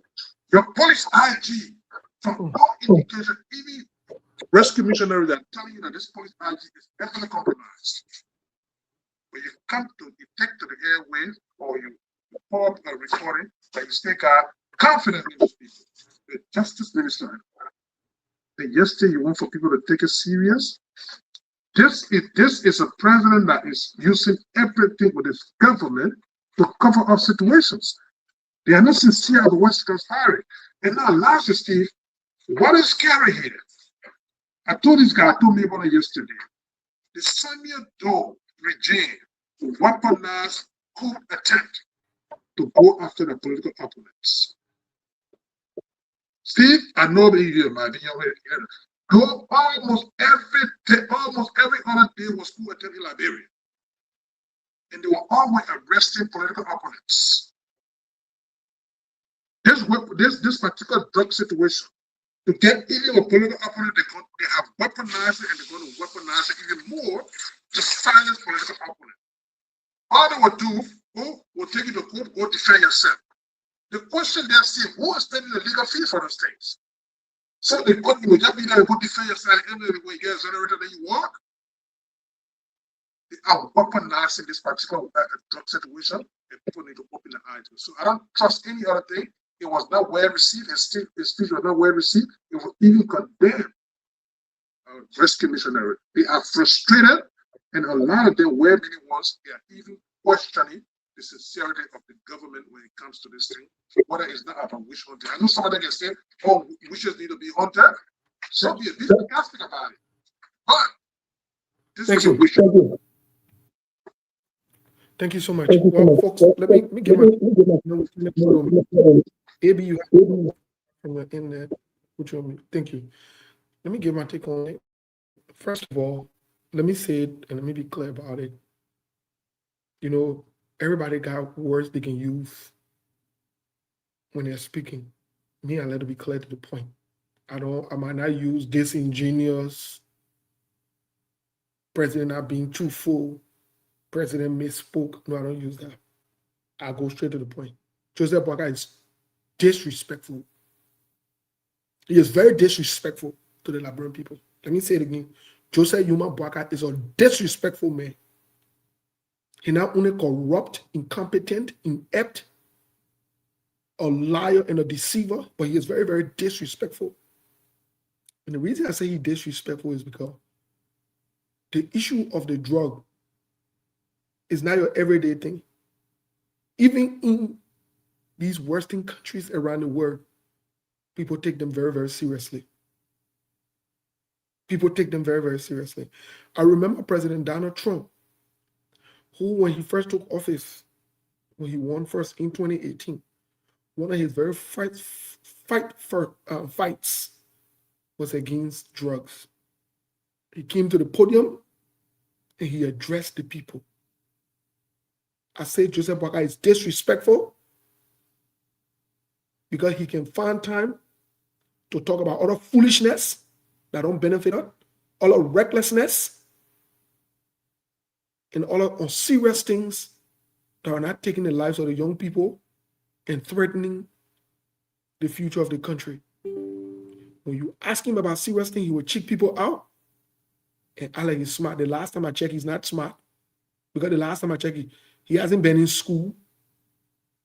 The things he learned from Ellen Johnson and even other people, he has not been able to implement it. So I know he's not smart. I know that for a fact because the record shows it. He has not demonstrated any smartness. So I put the issue of smart on the other way. But I think he'd be disrespectful and rude that when they ask him questions, he would check people out. And I see people laughing with it.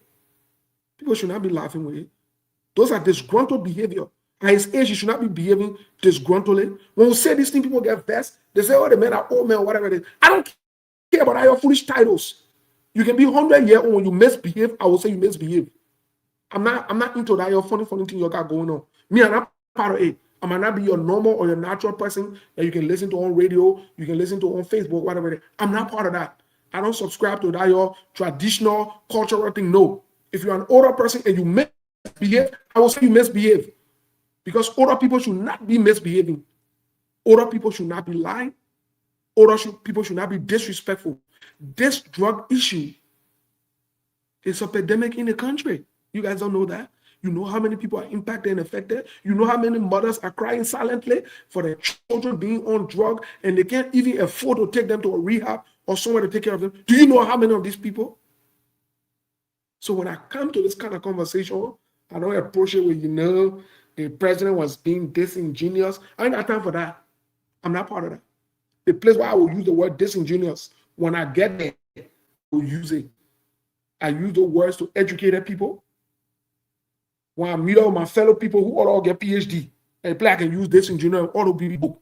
When I'm talking to my Oma and my papa, I will tell them, I will talk it raw. That Joseph Boakai is disrespectful. And this disrespect needs to stop. Joseph Boakai, there is nothing wrong with him. Why are you going to come to the podium yesterday to take questions from the public? Why? He's paid by taxpayer money. All the flying he's doing around here, bouncing around and acting cool, that taxpayer money that are paying for him to travel. So the best he can do is to face us when you have things going on in the country. Your government arrests a sitting vice president. The procedure that they went through, I disagree with it. That's rebel tactics. That's how rebel and disgruntled people behave, to arrest people arbitrarily. Or they arrest, I did not use the word arbitrarily here again. They arrested a woman like rebels, rogues, thieves, and criminals. That's not how you do that. Joy Howard it's a whether you like her or not, I'm not a supporter of her. Let me be clear on the record. But people who president, vice president, even if you want to arrest them, there are procedures. The layman said you want to arrest them, there are procedures. Follow the laws. Basically, have an indictment. Reach out to her. That you want to have a conversation with her when she shows up to the police. In their country, the least person, that's what they do to them. You don't just wake up one day, somebody traveling, and he say, oh, and we stop the president from traveling, and the president can go to the bathroom, the president, like, what kind of nonsense is this? How rebel them behave? We are in normal days.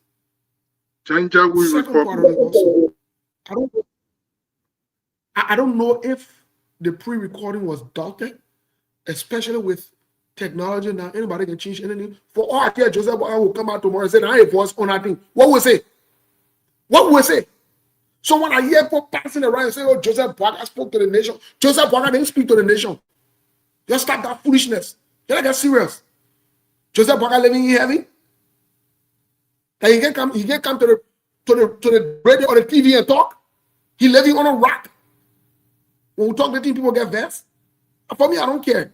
I was continuing to say the truth. Joseph Boakai should have spoken. Joseph Boakai is such a liar that tomorrow he can come out and say that he recorded it. Or that I have voice, I think, a daughter a voice or a child a voice or whatever it is. And maybe that's what it did. In fact, to even tell you that this group of people are not serious group of people, that they are disrespectful, why they change the recording? Why? What kind of serious group of people operate like this? They're operating like a bunch of criminals. The criminals that they are. They're operating like they who claim to know book and they claim to have the experience of government, and they were in government for 12 years, most of them, and they know what they want. Come up pre-recording something, you're gonna be fighting with you and jumping around. That's the second part that needs to be addressed. The third part that needs to be addressed is Joseph Boakai lie. Let me say this, and I will continue to say it. Joseph Boakai, in his life as a human being, he has been irresponsible and reckless, and the records are clear. As evidenced by that, I will continue to say it. Joseph Boakai was vice president for 12 years. In less than 2 years after his vice presidency, Joseph Boakai claimed he was broke. He was living on loan. Joseph Boakai had criminal stint on it, soulless human being like Costa and begging people around to get him money to live on according to him. That in itself tells you that this man is irresponsible and reckless. That is a fact. That is a fact. Those are the definition of being irresponsible and reckless. But yet you chose him to be your president. That's fine. For those of you who are following him, a man who living on loan promise you that he will rescue you and save you, and you believe that nonsense. Some of you fall down on your head the time they born you. When they were born you, you fell down on your head. Now, what make it you can support these kind of characters, you can support these kind of people, and you can fall in line with them. Joseph Boakai can fool me. I'm not part of that foolishness. Joseph Boakai can fool me. He can be 100 years old. I can think twice before he think once. So when he playing that crooked and criminal behavior things, I already know where he headed. So I don't fall in line with that. That's why from day one, someone will distance myself from him. And I will continue to distance myself from anybody of that character. Because Joseph Boakai is not a serious man. Joseph Boakai lied to you on the recording. Let me give you a typical example. Joseph Boakai talked about follow the rule of law. Let's talk about following the rule of law. Let's discuss the following the rule of law. Today, let's discuss the following the rule of law. Let's just discuss it in just simple terms. Till now, the Supreme Court ruling to Joseph Boakai, he not follow it? You think I have to write fully thing on paper and talk to sweet talk people? He not follow it? Joseph Boakai look like somebody who got to follow law and rules. He not able to follow laws and rules because all his life he had lived croaking people and lying about things and lying to people to benefit himself. That's how he lived. He lived in deception. So he feel that when he deceives people, he's smart. Oh man, who comes to the television? Who comes to the public and tell you that he gave Billy Gold salt to sell to another person? I suppose, and you're thinking like a joke. You think that he was smart for doing that? No. He openly admitted that he deceived somebody. He openly admitted that he deceived somebody, and you are comfortable with that. You are comfortable. Joseph Boakai's own record or telling the Liberian people in Lofa County that will steal, at least you must share the money or you must build things here. And you comfortable with that? You call Joseph Boakai a leader? You look up to Joseph Boakai as somebody with wisdom, as somebody who is able to change the country? Or man who is openly admitting guilt and making it look like it's a joke, and all of you passing around. That's what our Nigerian pastor said. And you guys are confused, bunch of people. And Joseph Boakai is confused. Joseph Boakai has incriminated himself more than once. So that foolishness you're passing around with, we need to get serious. We need to wake up. God not changing Liberia, especially now with liar like Joseph Boakai. Let me tell you something. Say I don't love the country, but I want to be on record again. The only place Liberia going that to hell, if hell exists, Like, we're going nowhere. That uselessness that Joseph Boakai doing, you think that we can move country forward? That craziness that they got going on in that country, that recklessness that they got going on in the country, where the president can wake up and say he want the president to be in the House of Representatives, and the goons jump together and remove that person. That kind of recklessness you're moving forward with. I wish you good luck with that. I wish you good luck. So that foolishness that they got circulating around talking about Joseph Boakai spoke to the nation, that only people that stand on and other idiots think can promote that foolishness. Serious-minded people will never, ever take that seriously. Because again, Joseph Boakai could come back in history and said that was not him who said that. But maybe I'll leave you so that you can take few calls from our people before we leave. Yeah, I know, right? It's just, I know. Yeah, thank you, Steve. Quickly before, yes. So before going to the line, let me make these things clear to our people that, when you vote, it's just about another 6 years. Sometimes, if you're not careful, sometimes it will also carry you to another 12 years. I know, but up to now, for our president to be able to even interact with the people. Look, we're in a money war. This is not old age. And see that you just said, it's like, in fact, the PRC system is back, or maybe it been around for the past 20 years now that we've been observing. Because whenever the people come to power, they use the same old constitution that up to now we there are so many things that in our constitution that need to be reviewed or looked after. We don't care about this thing. So by the time the people come to power, they use the same PRC constitution or the PRC system and do anything that they want to do, think that in fact they own everybody to the extent that you don't talk. When you talk, they will come after you. When you talk, even they will send a surrogates to be insulting you back to back. No, this is money war and this is democracy. That's why people go to the ballot box to vote. So I don't think that we should be arresting people in their phone manner and still saying still right.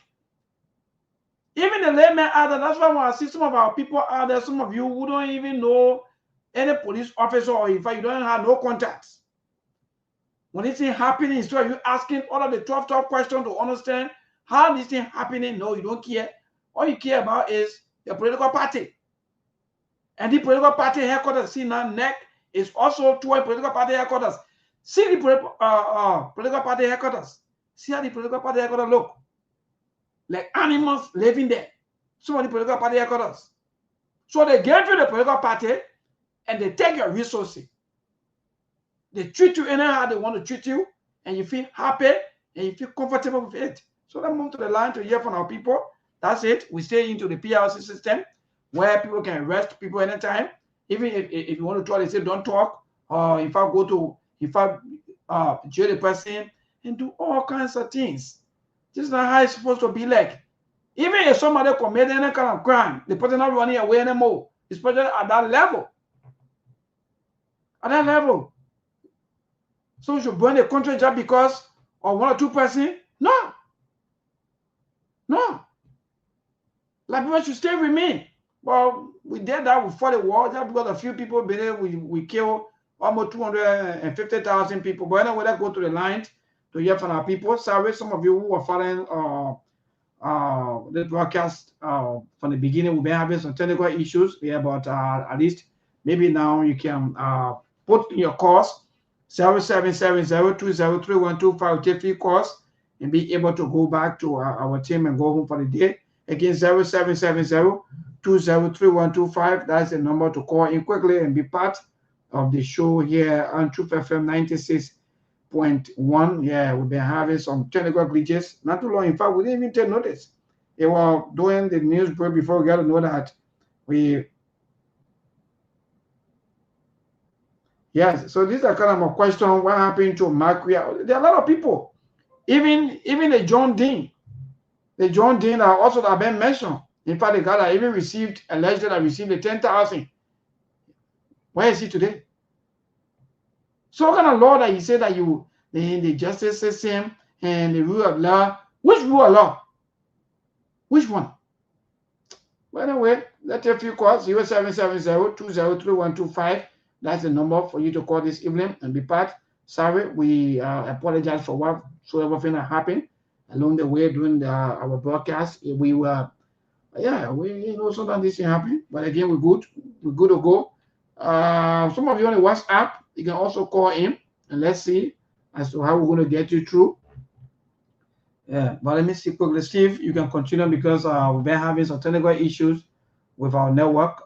Maybe things is still continuing, but again, yeah. Yeah, maybe tomorrow we'll play the Samuel Koga. I don't know if you have it, the Samuel Koga video. I don't know if you played it, but we'll have to play it tomorrow. Samuel Koga was sitting senator, hidden back at the United Party, even going as far as accusing the president's son of being part of this. This is troubling.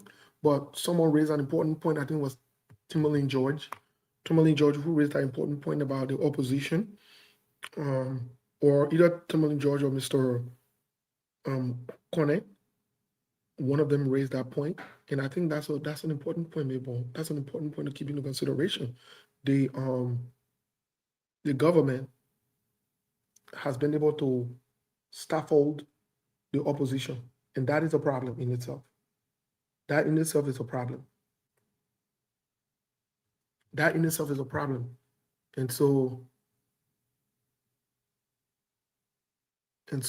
But we must get to the point. We must get to the point where these things are taken care of, and we are able to.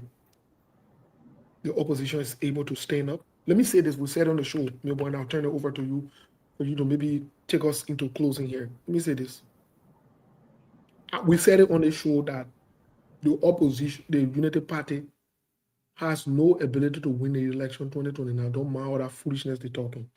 In fact, they have become so unpopular that in the first 6 months of the presidency, their unpopularity started. They can't win election in Liberia. Let me tell you now. So what they will do is they will go after opposition leaders.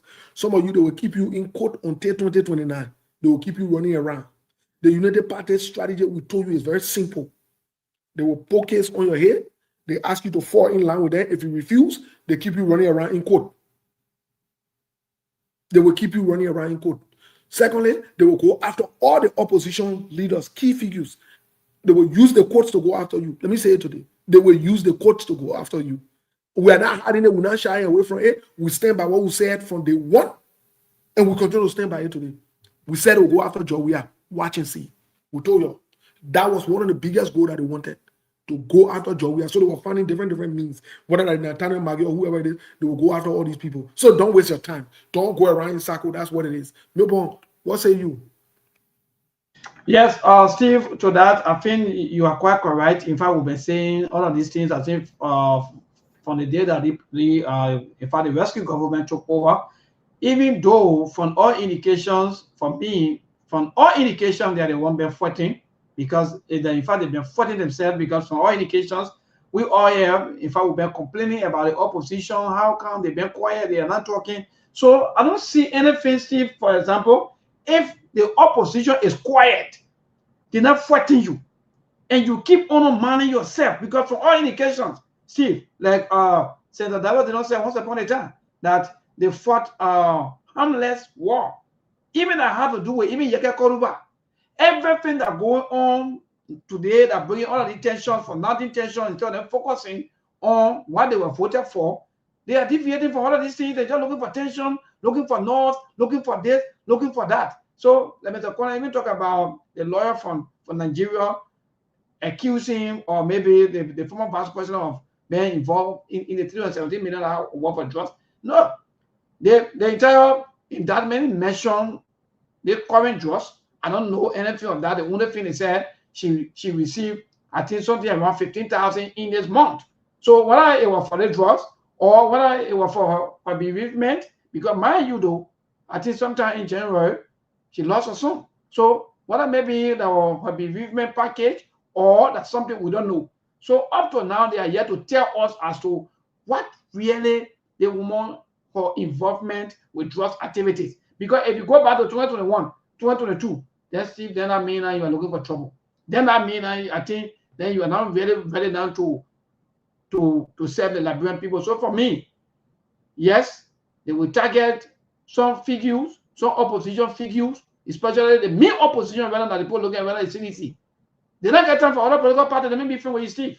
They sometimes when you talk too much, the only thing they can do, you know, like somebody or have animal with the kind of ha or someone they use a hammer and just conk your hair one time and they make you quiet. But they believe that maybe CDC is high, maybe CDC get a CDC strong for them. So maybe they just looking at all means not to fight CDC, you know.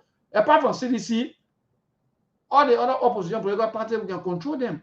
We know where they want someone into, we know what they can do. But to get CDC out of the way is difficult. So I think that's why they are going after CDC officials, because even if you go back to all of the charge sheets, the court process, and so forth from the day that the government took over, I think almost 19 of CDC officials stay in the court process. 19 of them, either 19 or 17 of them stay in the court process. Some of them today, they were found guilty today for 1 year imprisonment, and they should be able to pay $10,000 US for defrauding government, and there all the kind of charges. So there will always be war on the CDC. So for CDC, that should get ready.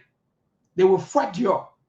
And I want to see people like Akara Gwene or maybe Jefferson Koji and sitting somewhere else, they just writing. Writing will not solve the problem. Maybe they just waiting, but by the time you come, then they arrest you too. So the high will be like until this thing, until they will see us to, yeah. Quickly, let me make this statement quick. Tomorrow, we'll also follow the ruling of the Supreme Court on different issues. Yes.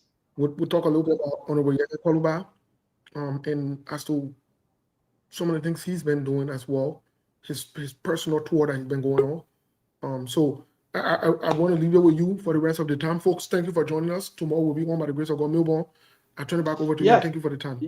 Yeah, thank you, my dear brother. And let me say thanks to all of you before we go quickly. Yes, so that's it for me. What I'm saying here, whether you are civilian or not, you just got to embrace yourself. If you are a CDC person, you just got to get used to these things. There's some of them are saying, oh yeah, now what we voted for, but to Mandikon, this thing will make you unpopular. Don't listen to the advisors around you that what Steve was saying not too long about. How come you're not speaking out to your own people, but are the advisors? Where were they advisors yesterday when you were campaigning here and they're struggling here and there to even win the heart of the people? They were nowhere around. But today, because they're glory today, they have a lot of enjoyment today, so they are now coming up to be an advisor. So again, don't forget about the people. Mandingo, don't leave the people like that. Pay attention to the real people, the people that voted you, the people that went on that for the next month again. So every September, it's a reminder.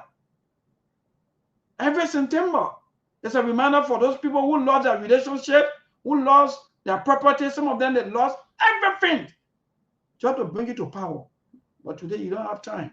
All you into now is all the advisors around you, they tell you, record and send it. Now we have AI. AI can do anything to people. Record people's voices and do anything. So speak to your people directly so we can know that you're talking. Thank you. Good night. I think, let me see. I know I'm okay. So that's it, people. We got to go. No much time. Thank you so much. And thanks to Steve and all of the rest of the other panelists, including Mr. Conan. Monk was also here. We'll catch you again on tomorrow. I thought we graduated from the PLC system, but we've been hearing about these things, and our eyes are also open seeing these things. Good night. From our end, I'm Johnson Mayban Kula.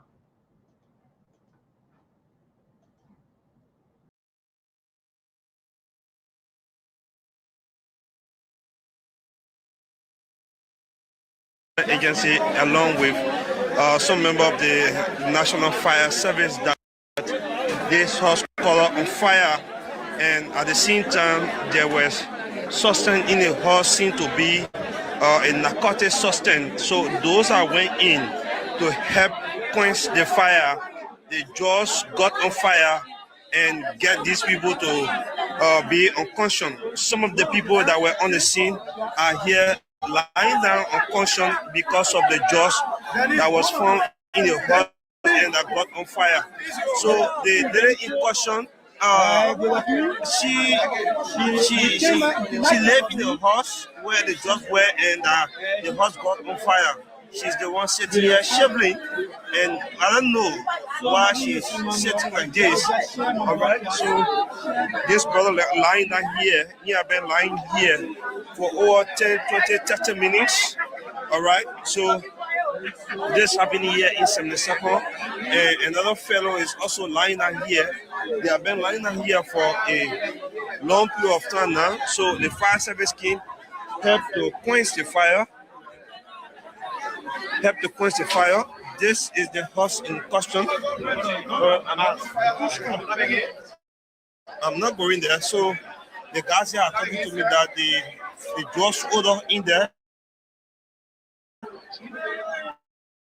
seem to be very strong because of the odor, that is in there.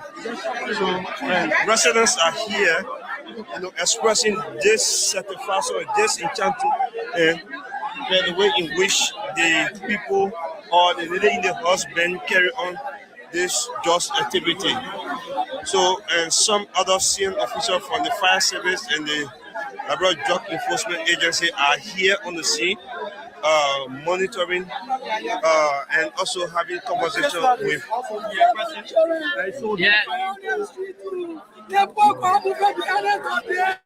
Just not this awesome here. You think I didn't want to do the thing?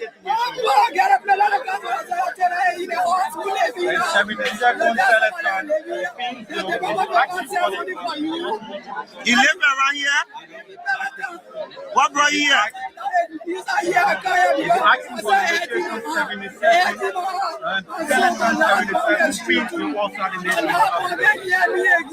It's a drug veteran. And he not used to be like that.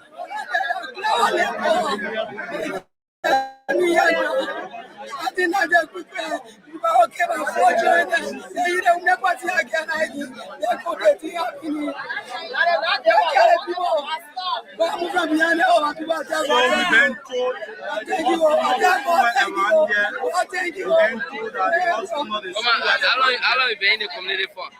Oh, okay. My boss said the drug again, all the things, said it out for our ass that my boss again come and I thought they look better. Yes, so I got to get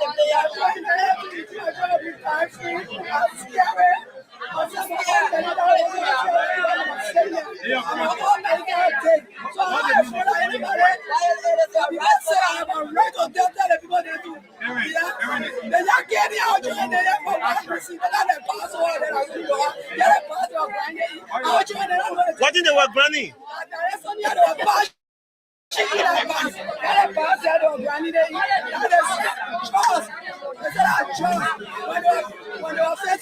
Yeah.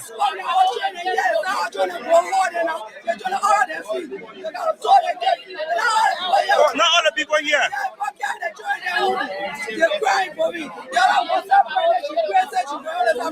Because she inhaled the sin.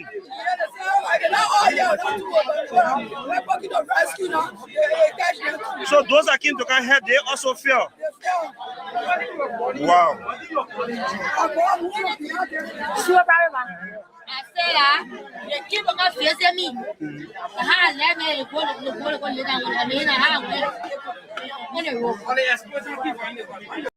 There are things we can do. We bring in good news and we give it to you. We talking about podcasts and connecting people and culture from here and up out of the club. Following our people who willing to sell. Blessing our time and our efforts are rest. The brothers giving us the end of parents from there. So welcome and live with African. I lyrical Master. Play Paris, who make you, I can't Sktv-Lib. Say my journey, Tina get I say my jamo. And you no money, and Muaye yo. And you love Sktv, the best in Liberia. Sktv, the best in Africa. Sktv, the best in Mama Liberia. Muscle rather lofa and grandbaza. And I dine ya to money, and I sadia ya to money, and I wanna play ya to money, and I could do ya to money, ena dine ya tumare, ena salia ya tumare, ena kwana gli ya tumare, ena kodugwa ya tumare, ena na pagiyari na ya tumare, esta tiki, ena na pagiyari na, tosi wako ma ya tumare,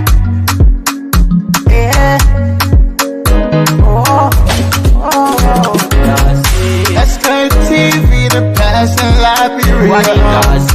Sktv, the best in Africa. Sktv, the best in Mama Liberia. My soul rather local and grandmaster. There are things we can do. We bring in good news and we give it to you. We talking for podcasts and connecting people and culture from here and out of the globe. Qualified people who waiting to sell. The flesh, the time, and the efforts are rest. The broadcast we giving are real and I promise my best. To work with my life without fear. From Grandfather Nima to Lufa, from Riverside, River G to Chile, from Grand Crew, Bombing, Kidman, Montserrat, San to Bacalu, from Maryland, Punk to the Mikey B. We the best in the land, yeah, LIB. We the best in the land, yeah, LIB. We the best in the land, yeah, LIB. Sktv, the best in Liberia. Sktv, the best in Africa.